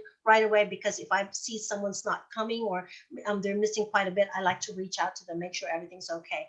Oftentimes I find that people will not continue with class because they fall behind in the reading. And I would just want to tell you right off the bat, I'm not saying do not read your chapters. What I am saying is if you fall behind, go and do the quiz. Okay, the quiz, it's an open book quiz. So as you're researching to get the answers to the quiz, you'll be able to review the book, okay, the chapter. The other thing too is between the 6 to 8 weeks after you send in your paperwork until the time you take your test, you'll be able to go back and study it and actually refresh your memory and also be able to take some of the practice tests within the portal. Okay, but George, thank you. I really appreciate your mentioning. Hello? Yes. Who's that? Bridget? Yeah. Hey, Bridget. Hi. Is there a teacher specific for each area? So like if I'm gonna be in Ventura, California, would I have a teacher that's specific to that area, or is it just, because then they would be my Oh, I see. So yeah. right now, so for those of you, here's the reason why everyone is, when they sign up, they have a location, because we didn't know when the pandemic was going to be done and when we were going to be able to go back to our classroom. So everybody had to identify the closest or where they plan on taking the physical location of the class when, should the pandemic go away, right? So right now, a lot of the trainers, such as myself, I've got 6 locations. It spans anywhere from Northern California down to Southern California, Encino, Santa Clarita, LA, Beverly Hills. Okay, that's the span of what I'm teaching. Now, if you're thinking about, well, gosh, Clarissa, you know, I need help in finding a brokerage here, or I need to be able to have to schedule to meet with a broker here. You know, can you help me? Absolutely. You know, I would be able to. I've actually referred about 6 students just in the last month and a half. I've referred them to Encino, Santa Clarita, Calabasas, Pasadena, you know, Southern California. So I was able to introduce them for them to be able to do an informational interview with the Keller Williams agent. I do a warm introduction, and then they can decide whether they want to stay with that brokerage or check out another brokerage. And of course, we also talk about it. So I'm there. They use me as a resource. So Bridget, if that is something that you're concerned about, certainly I'd be able to help you. And I can refer you to an agent or to the team lead. That would be like the equivalent of our Nicole Asa here. They're the ones who run the company. They're like our boss. I can refer you to the team leads in the location that you're looking to go into. Okay. Are the meetings online right now? Right now it is, because we're unable to physically go into the office, and it's not a Keller Williams policy. It's actually the building policy. Now, Westlake Village, for those of you who are in Westlake Village, there's 2 offices in Southern California where the offices are allowed to be open. So when they do have that they're allowed to be open, they do try to meet in the office, because it's best to be able to do that. You'll be able to see the office that you're allowed, you know, that you're looking to work out of. Right. But for now, everything is pretty much Zoom. Okay. And I kind of like it. It's really kind of cool that way, because here's the reason why. Like Lisa, you're in Northern California, right? Bridget, you're in Southern California. Let's say that you guys become study buddies, or you guys get to know each other because we open it up. We have the gallery so people can meet each other. What happens, Bridget, if you have somebody who's coming into Northern California and you say, you know what, I've been talking to Lisa. She was my study partner. I know how she is. She's going to be on top of it. I can refer to her. You think maybe Lisa's going to want to do it and maybe get 75% of the commission and give you 25%, right? So these are connections. By the way, several of my students have been able to do their first transactions with each other. And what's really cool about that is they both know they're both new. And so they didn't have that pressure of having to meet up to someone's standards because they're both new. Okay. So those are just some of the things that, you know, that is a benefit to this. Of course, there's nothing better than being able to be in person. I miss that. That's why for me, I really appreciate when you guys have your pictures, because I get to see it, because I feed off of the energy I see. You know, when Lisa's going, yep, I hear you. I feed off of that. I love it, you know, but because we can't be in a physical location, this is the next best thing. And I was a little concerned doing this in the very beginning, having, like right now, I only have 58 students. In class, I will have maybe maximum 35, but I've had as much as 148 students. Okay, so it's really fun. I know that I've got a standing invitation to go down to Southern California and meet a lot of my students there. So, you know, once this whole thing is up and we're able to meet up someplace at a cafe or a restaurant, I've got about two groups of about 8 to 10 people that I'm going to be meeting with, and I can't wait to see them. I can't wait to meet them. So anyway, that's just that.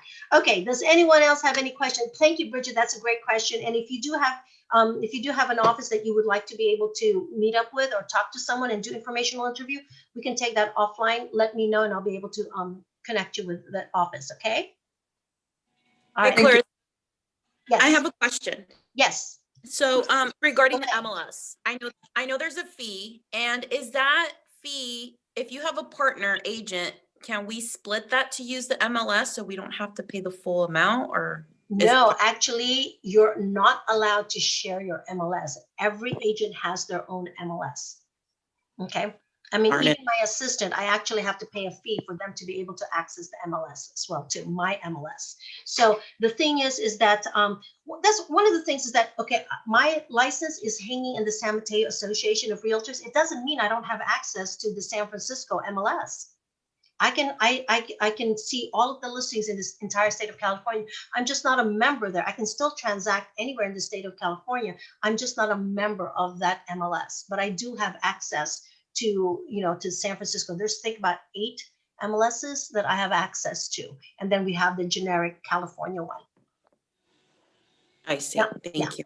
Yeah, of course. And it's good. Like my husband, he's a realtor too. He's a member of San Francisco MLS. I'm a member of San Mateo MLS. So some of the functions, I'm aware, I'm privy to it. So some functions I will pay, or some functions he will pay. For those that I'm not a member to, I pay to get in. Okay, but he has access to the San Mateo Association of Realtors, the MLS, and I have access to the San Francisco MLS too. Okay. Okay, so, all right, we are going to go ahead and get started with the next one. I'm going to go ahead and put up on the screen. Let's see here. Oh, hold on, that skipped up. Let me just go back. We're going to go section 2. Let me go ahead and share this. I will let you know who is going to be on my screen here. Let's see. Let's go here. Okay, so who do I see? Oh, hold on. Sorry, my screen is acting up. I can't get this one. I see, okay, I see Ellen, George, Leah, Maria, Gonzalez. I don't see you, but I see your names up there. Can you guys see the screen? Hey, there's everybody. Good to see y'all. Okay, can you guys see the screen? Is it a good size? Yes. Yes. Yeah. Yeah. Perfect. Okay, Yeah. Let's talk about session 2. Let's talk about ethics, fair housing, trust funds, and other legal issues. By the way, pay attention to this one because ethics is a big part of the test. Okay, you're going to see that in both principles, practice, and finance. Ethics is really big. Okay. And fair housing, especially right now, they have a lot of fair housing laws. So ethics, what is that? It's a should. Ethics is a should. Okay, law is what you have to do. It's the minimum standard of conduct that you should do. When you follow the law, that's the minimum standard of conduct. The ethics is higher. This is what you should do. Okay. So ethics is a study of moral conduct. Ethics is a moral standard of living. Ethics precedes the law. And the golden rule is this: do unto others as you would have them do unto you. The thing is about ethics is that to some people, their ethics might be here. To some, it's not, it's down here. Okay. So it's very subjective. All right. But remember, the law is the things that you have to do. That's what you're supposed to do. That's what you should be. No, not the should. That's what you do. That's the minimum standard of conduct for you to do. And then the ethics is the things that you should be doing. Okay. All right. Now, the law, it's a must. The law is a must. Okay. Don't risk having your license revoked. You be ethical and follow the law. Okay. Because here's the thing. You guys are going to be taking this class for 3 months. You guys have to listen to me for these 3 months. You're going to be taking the test. You're going to be studying for the test. You don't want to lose your license. And by the way, when you have your license, you have the potential to make high income. Your potential earnings is unlimited, right? Don't lose it. Don't lose your license. Don't lose your livelihood simply because you choose not to follow the law. Okay, the law is a must. The law forms the foundation for the standard of care. All licensees are obligated to follow the law. It's not this, the law pertains to this, but not to this. Everybody has to follow the law in real estate. Laws set minimum standards for what a society regards as acceptable behavior, and an illegal act is a violation of the law. The state sets penalties, fines, laws, or restrictions of license and or jail time. Okay. Now, the Realtor Pledge, believe it or not, we actually do have a pledge. This was created in 1958. It is this: I am a realtor. I pledge myself to protect the individual right of real estate ownership and to widen the opportunity to enjoy it, to be honorable and honest in all dealings, to seek better to represent my clients by building my knowledge and competence. You hear that? To seek better to represent my clients by building my knowledge and competence, to act fairly towards all in the spirit of the golden rule, to serve well my community and through it my country, to observe the realtor's code of ethics and conform my conduct to its lofty ideals. That is our pledge. And by the way, when you pass your test and you join the association, you actually go to an orientation, and at the end of the orientation, you take your pledge. Okay? All right. So fair housing and anti-discrimination. There's going to be a big part of the test. It's going to be a lot of it's going to be in ethics and fair housing and anti-discrimination.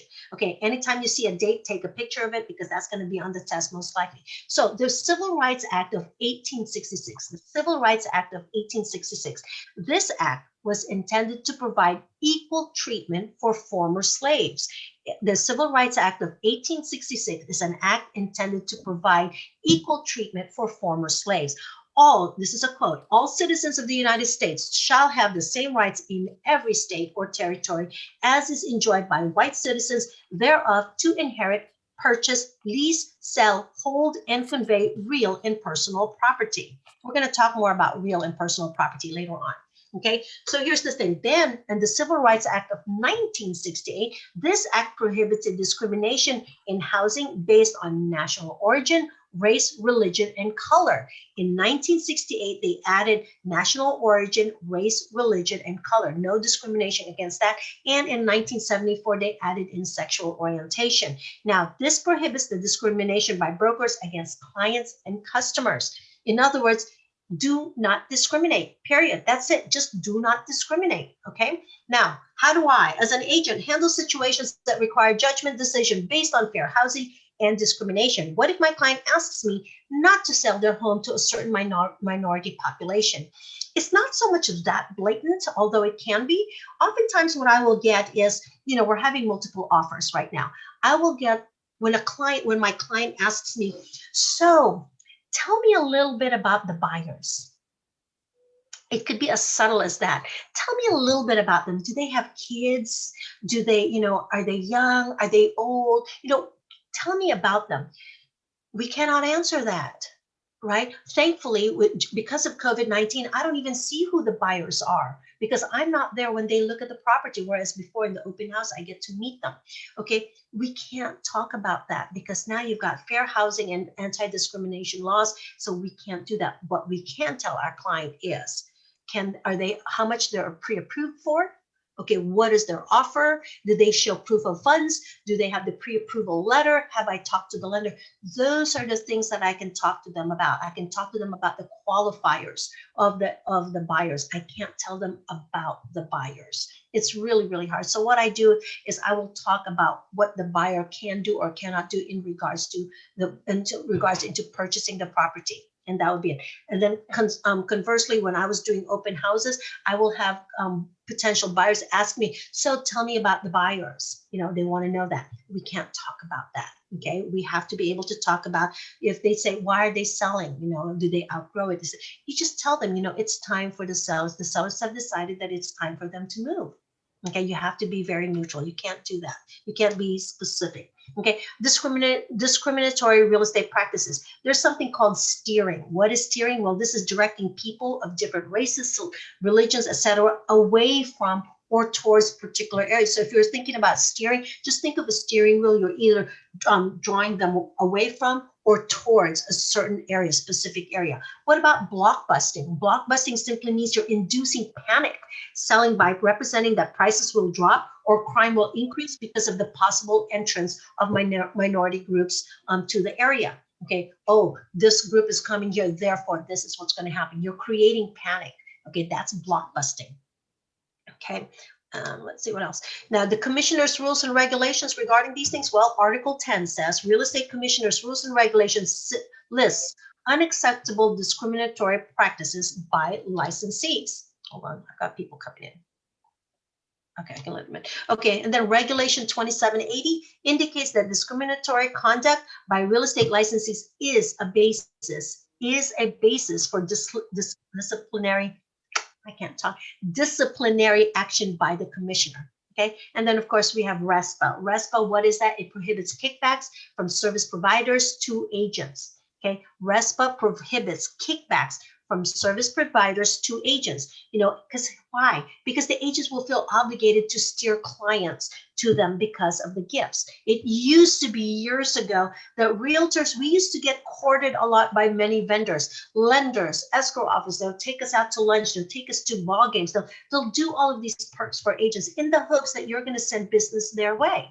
Okay, well, RESPA took care of that and says, no, you cannot do that. So here's the thing, licensees, that's us. When you guys get your license, you're going to be a licensee. You must be colorblind in your relationship with the owners as well as prospective buyers and tenants. Anything less is considered a violation of the law as well as just plain bad business. Okay.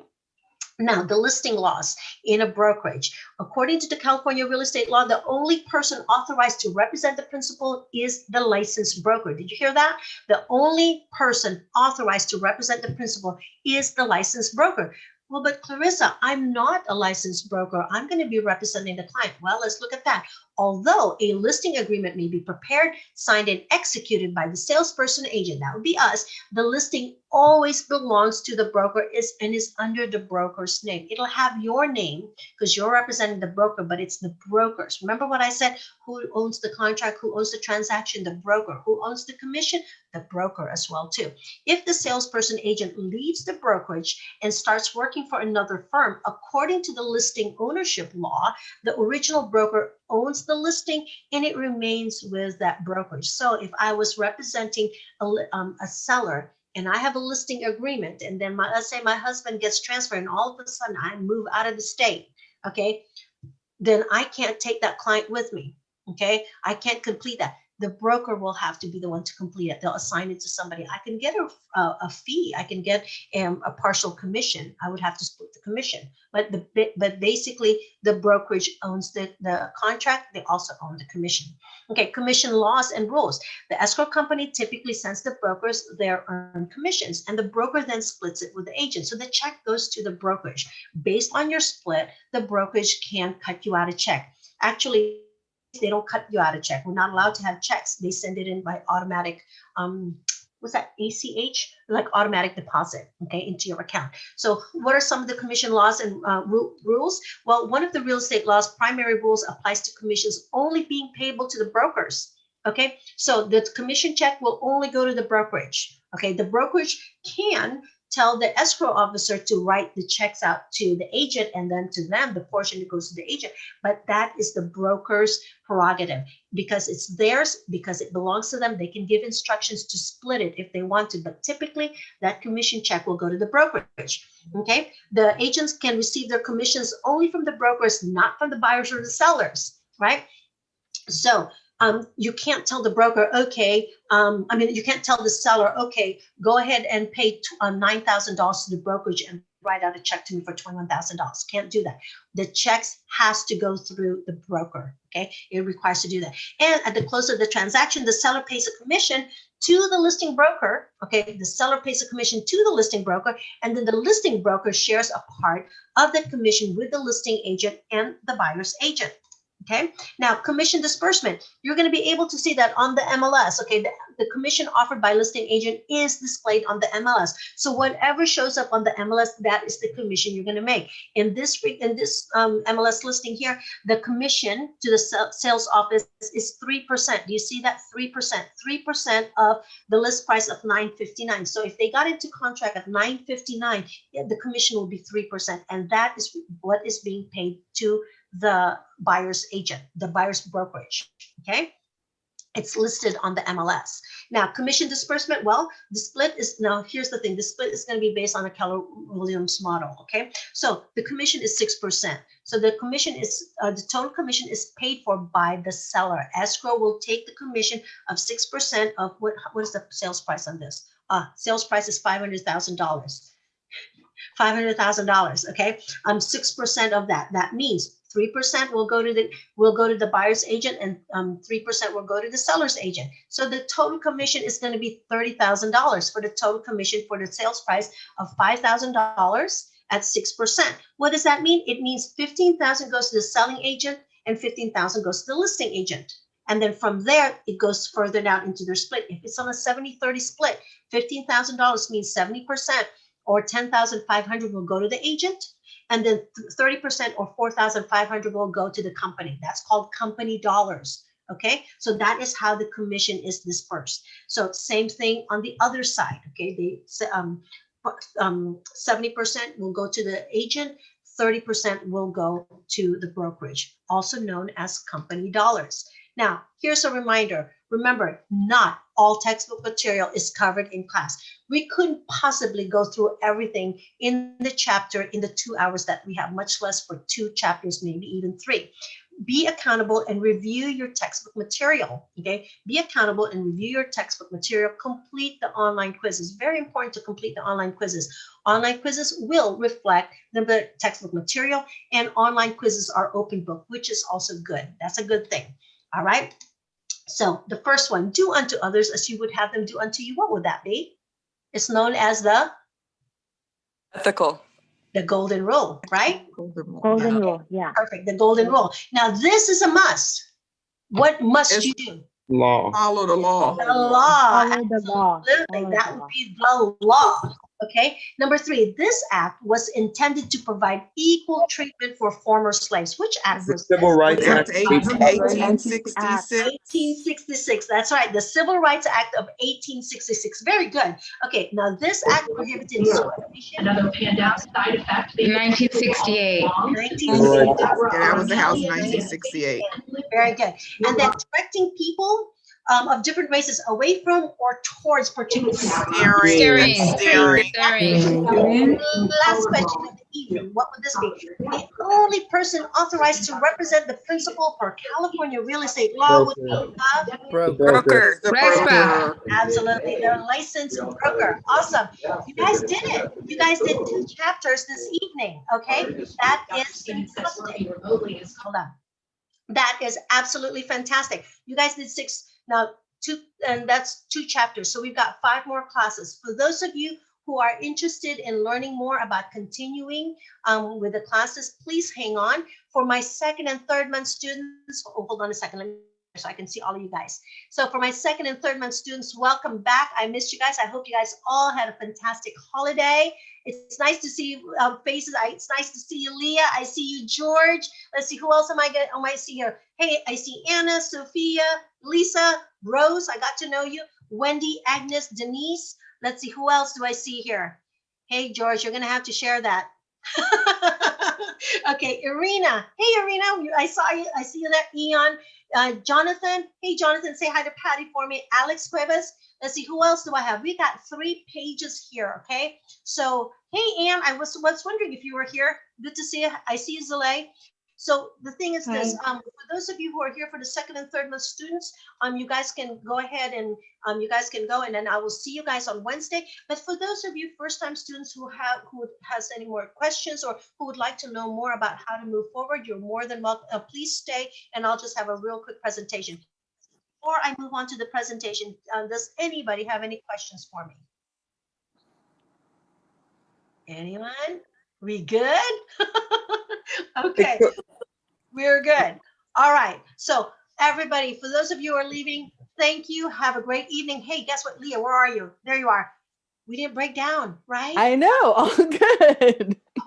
That was so smooth. Yeah, did you guys see the panic on my face when things were got a little glitchy? I was like, no. But anyway, I was ready. I got 2 computers and a phone ready to pick up if this one broke down. So anyway, for my 2nd and 3rd month students, glad to see you guys again. I will see you guys on Wednesday. Have a great evening. And for those of you who want to know more about the classes, stay tuned, and we'll go continue on. So let me just get this set up for you. Thanks, Clarissa. Have a good night. My pleasure. Have a good evening, guys. I will see you Wednesday. Good night. Okay, good night.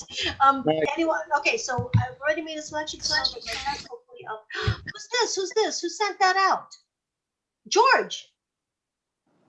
Are you? Hey, you finished? No, no, I'm in my last month. I'm taking Oh the my class gosh, in the this is beginning of the year. Oh, we are gonna have absolutely on the third month. We're gonna have to. It's hard to. Okay, usually on my last class, I bring rum cake. My friend makes the most awesome rum cake. I've actually had some students come back because they knew I was gonna have rum cake on graduation. I wish I could do that. Clarissa, I have to find you then. I have Was to come that? see. I have to come find you then. Absolutely. Remind me when you do come to the office. So anyway, George, I'm glad to hear that this is going to be a cause for celebration. I remember when you first came on, you used to be driving. That used to Yes, be, I was driving in my first class, he was driving and I'm like thinking, oh my gosh, he's but I driving. didn't want to miss the class. Thank you. That's dedication. I appreciate that. Okay, so without further ado, I'm going to go ahead and get started with, for those of you who are interested in moving forward, let me get this to you. Let me share the screen real quickly. Let's, okay, let's see. Ooh, hold on. Missed that. Okay, so let's see. I see Lisa, I see George, I see Raul, I see Rose. Can you guys see my screen? Yes. Awesome. Yes. So here's the thing. The question is, how does our training work? Okay? We have our in-class and online supplemental program is 3 months in duration. Okay, we have practice, principles, and finance. You don't have to wait for it to start from the very beginning. There is no beginning. They're all individual classes that melts together. So you can start at any time. I have second month students, third month students, and first month students on any given class. The classes offered for the in-class or the live webinar is the real estate practice, principles, and finance. Now, do we have other things besides finance? Absolutely. We have appraisal, we have legal aspects. There are other things. And for those, if those are the ones that you want, call the school. They'll be able to get you into those instead. But trust me, finance, you need finance. You should know finance because half of your clients are going to need loans and you need to be able to understand that. Okay, so we are on a rotational schedule. The course start at the beginning of every month, the first Monday of the month, and then we cover one course per month. So in theory, you should be able to be done in 3 months. Can people do it faster? Absolutely. Some people will just binge and just do as much as they can until the system stops them, and then they continue on, and they might be able to get it done in 2 months or 2.5 months. They still come to the class because there are some things that you still can get that you wouldn't get in the book, but they're done and then they can start on their paperwork. I also help out with the as far as looking over the paperwork to make sure for accuracy and completeness. Okay, pricing options. Now for in-class like this, it's $3.99. It's a supplemental in-class training, and they also have what is called a payment plan. So if you can't do the $3.99 all at one shot, you can go into a payment plan. There's just an additional $25 on the first month.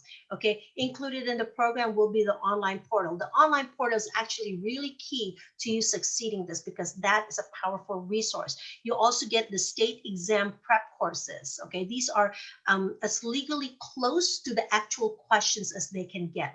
I've had some students actually say, oh gosh, Clarissa, it was practically word for word. Okay. Now, I'm not saying you guys should memorize the questions. You have to understand the concept, and they will ask it 5 different ways. The other thing though, definition. Yeah, definition, you need to know that. It's definition, okay? You get simulation of the state exam, which is really important. And of course, the ebooks. It's really good to have the ebooks. I'm old school. I like my regular book. I like writing in it. I like highlighting it. If that is your thing, call the school. And I think it's like $59 or $49 additional. Clarissa, if you don't mind interrupting, the books, I think it's $75 for the $3 books. I bought it and I recommend because the exercise from the books are different from the ones online. So you have more exercises and different ones. So it's a better way to prepare. Exactly. George, how much did you pay for the 3 books? $75. Where'd you get it? Because it's only 51. Yeah, it's yeah. Oh, plus tax and shipping. Sorry, plus tax. Plus tax and shipping. It was 75 the final. Yeah. So price. Yeah. So that's an add-on, and then of course now you don't have to take the live webinar with me. You can actually take an online class, and that in itself is going to be $154.99. It's pretty much everything except you don't have the live class. You won't be. I need live. So that would be, some people like it, some people don't. Some people try it and then they come back, either way. So what is the difference? Some people say, well, Clarissa, what is the difference between the online class and the in-class? If it's the same thing, well, you get me. Anyway, so but no, it's true because what the thing is, I get to share. I know that sounded pretty common. No, it's bright though. I love you, and that's what I was talking with. awesome. Yeah, it's perfect. But it is fun. It makes fun. But there are those who probably would prefer to take the online, and they have you covered. They have an online class that you can take, and that is at $154.99. You still get the same material. You just don't have the live class. Okay. And Is the online classes, are those a video of somebody like you no, sharing it the would not be a information, or- video.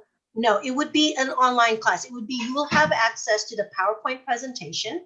You will be able to have access to the portal, the prep exam classes.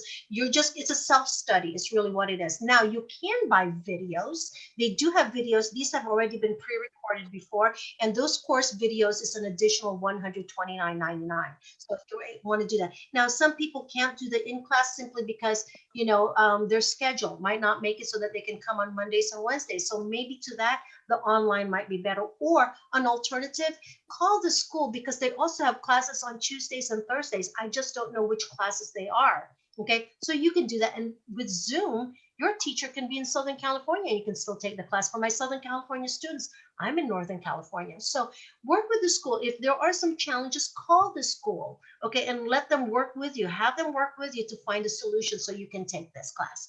Okay, and then if you are interested in moving forward, so here the in-class cost $399. The online is $154.99. If you want, there are some program add-ons such as the 3 hard copy textbooks, $51, but according to George, it comes out to about $75 when you add the tax and the shipping. The course video is $129. And by the way, it's already in your portal. They just have to turn it on. So after you pay it, you'll be able to have access to it. And we also have the crash course videos. Now, the crash course videos, do you need it to pass the test? No, but is it helpful? Absolutely, especially if after you've sent in the application and you'll say, well, I'll practice tomorrow. I'll practice tomorrow. Next thing you know, you're getting an email from the DRE saying, take your test, right? Sometimes that crash course can really help you because it's a 2-day crash course. And if you can get the video, you can use that to study. So that's $150. If you are interested in the program, here's how you can register. Take a picture of that, the website, www.carealtytraining.com, or call 888-317-8740. Okay, by the way, for those of you who are already registered, all of the PowerPoint presentation that I teach in the class, you also have access to it. Okay, so that this way, don't feel like, oh, that was too fast. By the way, if I see something that's important and I say, this is going to be in the test, I say so. All of them are pretty much going to be on the test, but the ones I know for sure, because my students tell me. And then if I say, hey, here's a Kodak moment, take a picture of that screen. So this way you're not writing, because then you don't get to hear me sometimes or you miss out. But nonetheless, if you're writing and you miss something, you have the PowerPoint presentation. So on a 3-month payment plan, the first payment is $144.50, second payment is $140.25, and so is the third payment, $140.25. Okay, that would be the payment plan. And that would be it. So that would be the end of session 2. And for those of you who have any questions, feel free to ask me. I will stay here for a little bit. And and think this is a great, one of the things is that real estate has been really good. I mean, it's not to say it's easy, it's simple, but it's not always easy, right? There are some challenges, but let me tell you, the gratification in being able to help somebody set them up for life. Because remember, I used to be a financial advisor. And so being able to know that I made an impact in that person's future, somebody who's been a renter for 28 years, all of a sudden you're able to help them get into a house. Man, there's nothing better than getting that feeling. The pay is great. Okay, but don't focus on the pay. Focus on helping out your clients, because that will give you far more than what you would have earned from that. Because if they know that you're looking out for their best interest, they feel it, they sense it, they know it. They'll gladly refer you to clients. I've got some clients where I'm on the 2nd generation in that family. I'm known as like the family realtor. Do you know what an honor that is? It's awesome. So a lot of my clients start out as clients and they've become my friends. So whatever your real estate journey is, I know that the money will come as long as you're looking out for other people's interests, making sure that you're representing them properly and ethically and with fiduciary, the money will come. we live in California. Our homes are expensive here, you know, so it's going to come. So with that, does anybody have any questions? I open it up for you guys. Feel free. You can turn on your videos if you want. Okay. By the way, I was going to ask you guys to start doing that. So on the next classes, you'll know to be able to turn on the videos. Okay. So any questions? I saw Lisa. I saw Wendy. Mine's real quick. Okay. Then I'm going to sign up. The next class is Wednesday then, is it? Wednesday at 7 o'clock. Class officially starts at 7 o'clock. And I usually open it up about 6:15, 6:45, 6:40. Okay. So that this way, if anyone has any questions or even just to chat, I'm there for you guys. Okay. Okay. All right. Cool. Good. Thank I you. look forward to seeing you Wednesday. Do they send out a new link for Wednesday, or is it the same Zoom link? No, it's going to be a different link because this link here is open for everyone. The one on Wednesday and for the rest of the month, it's a different secured one. And when you actually log in, you end up being in a waiting list until you're let in. So it's going to be a different. So be on the lookout for that. Okay. If you don't receive it by like Wednesday morning, call the school and say, hey, what is the link? Usually the link comes up about around 1:30 p.m. Yeah. Thank you. Exactly. And oftentimes I don't know it because the way they set up my system is I click on a button that tells me class number 2, class number 3. So oftentimes I will get a call saying, hey, what is the link? All right. I just have to refer them to the school because I don't always know the link. Okay. Hi, can you hear me? I can hear you, Bridget. Yeah, my computer wouldn't let me sign in. I had to go on my phone. It kept saying I needed to contact AT&T. I've never done Zoom before. Now, do you know, is that going to be a problem when I try to actually sign up, or? It shouldn't, because yes, you can go and the nice thing about Zoom is you can get on your computer, you can get on your tablet, you can get on your phone, okay, to be able to log in. If you cannot see the video, okay, but you can hear, you can follow along because you also have the PowerPoint presentation. Okay. Right, but I'm saying, maybe it's just a matter of updating. Sorry, has anyone else ran into that problem where they were being directed from their computer to contact their service provider for their? It's probably your network thing. I'm an IT person, but it's probably your network with it doing that. Because usually with Zoom, even if you've never used it before, just going on to Zoom, whether you download the app or just type in zoom.com and it'll say join meeting, and you should be able to type in the code, but it's probably your network. That's the one. And check your software version, because sometimes if your cell phone is not updated, it's not going to allow you to have all the features. Right, because right now I think we're in version 5 in Zoom, right? Did anyone do the update on that one? And let me tell you, last month in November, George knows. Seriously, I was more off than on. How I ended up with students in the month of November is just absolutely amazing. It's just by the grace and their patience. But I was getting kicked out. And that was Zoom had a problem last month with period. Really? Everybody who was on it was an issue. It was funny, not funny, not at the moment. Now I can laugh about it, kind of. But that you could see, if you will look on the gallery, there's 2 of me. Okay, simply, I've got my personal on and I've got my school on, because just in case one dies, I'm ready to go to the next one. George is laughing because he knows what we went through last month. It was yeah, it was funny. It was. Oh, I'm glad you thought it was funny. No, it was pretty funny. Actually, it was pretty funny. Actually, you know what? I could have either cried or laughed. You know, it was like that kind of a thing. But Bridget, I do hope you get that worked out. Okay, thank you for answering that. I was just trying to see if somebody else ran into that same issue. Maybe they could direct me to the right way to solve it. But I'll probably just have to call AT&T to figure out why it's doing that or whatnot. Thank you, though. Okay, thank you. And check your network connection. I actually have my router hardwired into, there's a cable between my router and my computer. So I'm not going off of Wi-Fi that much. Oh, okay. Okay. All right. Fantastic. It was a pleasure to see you again. Oh, always a pleasure, George. See you Wednesday. I'm glad to see you're not in your car. Gosh, you made me nervous. No, it was just that night. Okay, good. But I remembered it, didn't I? Okay, I will see you Wednesday. Thank you. Bye-bye. I saw Raul. Did you have a question? Were you going to say something? I thought I saw your box light up there. Are you able to hear me, Clarissa? Huh? It's Deepak. Oh, Deepak. Hi, Deepak. Oh, sorry. It's fine. You can go. Okay. So hold on, Deepak. Let me go ahead and talk to Raul, and then after Raul, I'll come to Okay. you. Is that okay? That's fine. That's works. Thank you, Deepak. Thank you, Deepak. Thank you for your time. Yes. I just want to, Clarissa, I just want to say thank you. It was an excellent presentation. Oh, thank you. I have high expectations about this course. I was thinking about it. I was reading about it. I was doing all the research about your company, the things you represent, the values at Yale, Gulag. So it's one of the best options on the market. And I already paid for I already paid yesterday, last night. I was deciding between 10:37 p.m. Oh, wow. I was thinking about that. Yeah, I just paid it because I want to be part of that. So I want to be part of the family. I want to be a real estate family. So, and I had a high expectation. And also, by the way, you are a great consumer representative of the company and well prepared, and you're excellent. Thank you. Oh my gosh. And expression and everything is perfect. Good job. Thank you. I appreciate that. And also, we are neighbors. I live here in Burlingame. Was that? Oh, you live near Burlingame. Yeah, we live in Burlingame. So that's Hey, why neighbor. when I heard about you, that's when I'm talking about the MLS. I was reading about you as I was thinking about you when I see the information.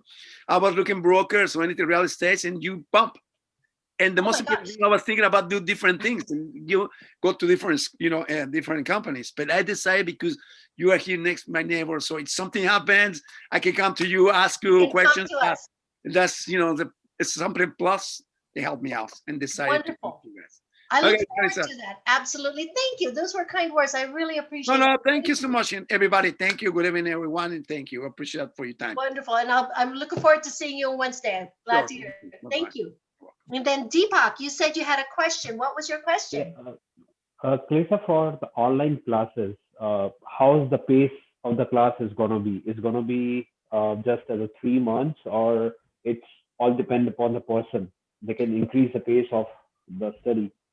So if I understand your question, how fast or how slow will it be if you were to take the online class? Is that correct? Yes. Can I decide the pace of the class online if I take it? Yeah, actually it will be. So here's the thing. You can also do this online as well as with my class too. You can, if let's say after Wednesday, you want to binge and take and binge and do the class and take the test and go through all of this, you can. The system will allow you, and then it will stop you at a certain point because there are a certain number of hours you need to satisfy. So after you hit that maximum up until that time, okay, then it will stop you. It will not allow you to continue. However, you can then continue after that. Wait a couple of days, and then you can continue after that. Okay, I've had some students actually do the accelerated course, and they were able to finish it in like 2 months and a week. Okay, so they were able to do that. Now, was it more effective? I don't know, but it was more for their benefit. They wanted to get it done. Did they stay and continue with my class after? Yes, they did. Most of them did. I can only think of one who couldn't, because at that time she was a flight attendant. She couldn't do it anymore. So she ended up doing a lot of international flights. So it's really catered to you. If you want to do online and you're able to do it, absolutely. You can speed it up, you can slow it down. Everybody has a year from the time that they have from the time that they signed up on their portal till you have a year to have access to it. If you need more time, you call the school and they will give you more time. I think there's a fee for that, and I don't know what the fee would be. So will you be able to help me while submitting my papers to for the exam? Well, you know what? After you finish your course with me, I basically take, I'll be able to help you out. We typically will do it just before class or something like that. So I'll be able to do it.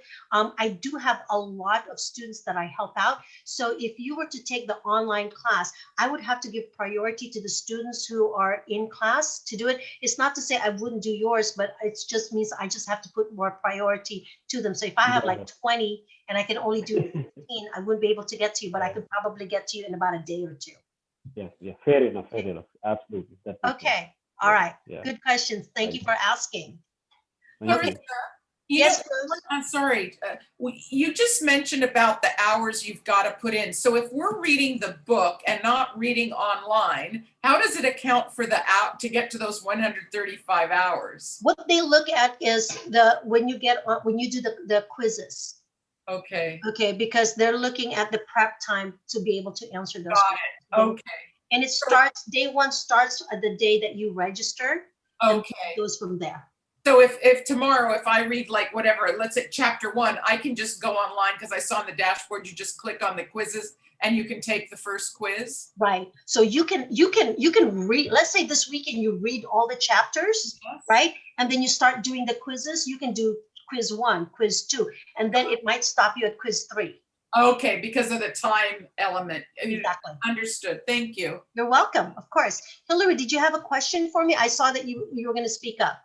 I was just going to say thank you. I'm in San Carlos, so also pretty close. Hey, that's awesome. Yeah, I did the intro course quite a few months ago, but I've finally gotten around to actually taking working through the modules. So I will see you on Wednesday.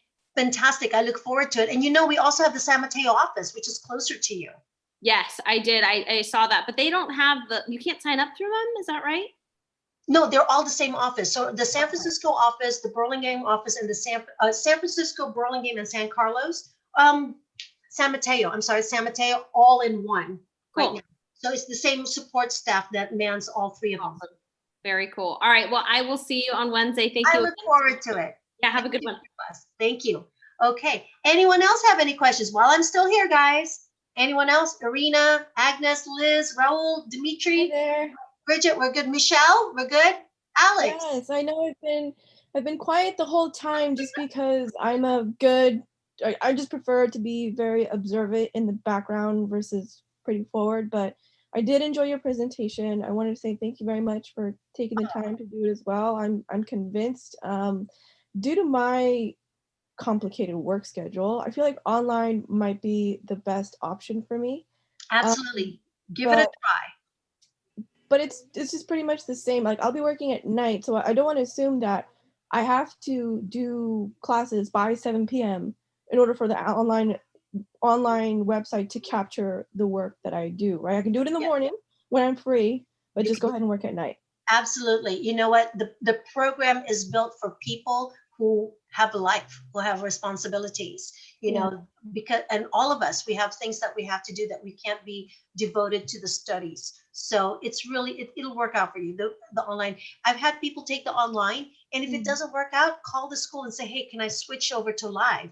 See what works for you, because in the end, you're the one that needs to get that license. It needs to work for you. Okay, cool. And then though the classes are online that I intend to take, I'm old school too. I like to purchase my physical books. I love them books. I got call the school up and like, where do you guys have your books? Where can I pick them up? Yeah, exactly. No, they'll send them to you because you're here. Are you in Northern or Southern California?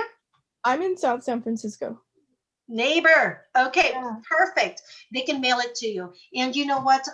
Let's see. Yeah, it takes only a couple of days. I think it's only a couple of days for you to get it. From the time that you register, you should be able to get it in a couple of days. Yeah, and if you guys want a little fun fact, Raul and I are actually uncle and niece. We both signed up on this program.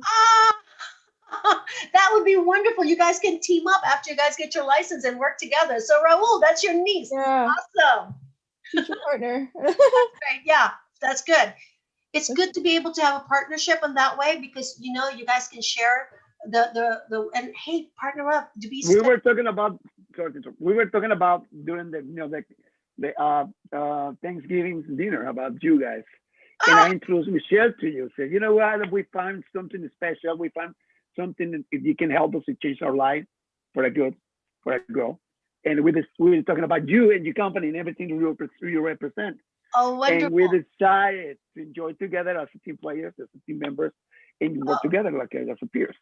And now she lives in South City. I live in Burlingame. But we were talking about you and what you think you represent. Wow, thank you. I appreciate it. Raul, you made a difference in Michelle's life by encouraging her to take this class. Seriously. Well, thank you so much. Appreciate I'm just here to help you guys and guide you guys, but you guys are going to take it from there. And let me tell you, when I say when you pass that test, and you will, Okay, the only thing I ask back is that I want you guys to make sure that wherever you guys end up, I want a business card, because I don't, it's not here, it's in my office downstairs, but I have a little brag book. You know how grandmas have their brag books? I have my brag book of my business cards of my students, and it's great. I mean, so cute. Send it to us. So we send it to I want to get your business cards, okay? Okay, great. God bless you. Got it. And tell me where you got it, because I want to do eventually I want to do mine. So I want to take mine also. So yeah, and we can, you know, again, as it gets closer, we can talk. I can bring in Blanca, and we can meet with you outside the office in Burlingame. Love Burlingame Ave. Okay, so we can find something there. But I'll be more than happy to meet up with you guys. Safe distancing, all of that stuff. Of course, we have to follow that.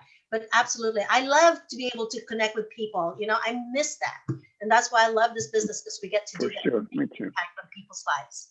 Anyway, if that was it, I wish you all a great evening. I look forward to seeing you guys on Wednesday, okay? Thanks so much. Have a good evening. Great. Thank you. Good night. Bye now. Bye bye, everyone. Thank you so much. Bye. I love Thanks, you. Raul. Bye-bye. Thanks, Michelle. Dimitri. Thank you. Bye. Bye.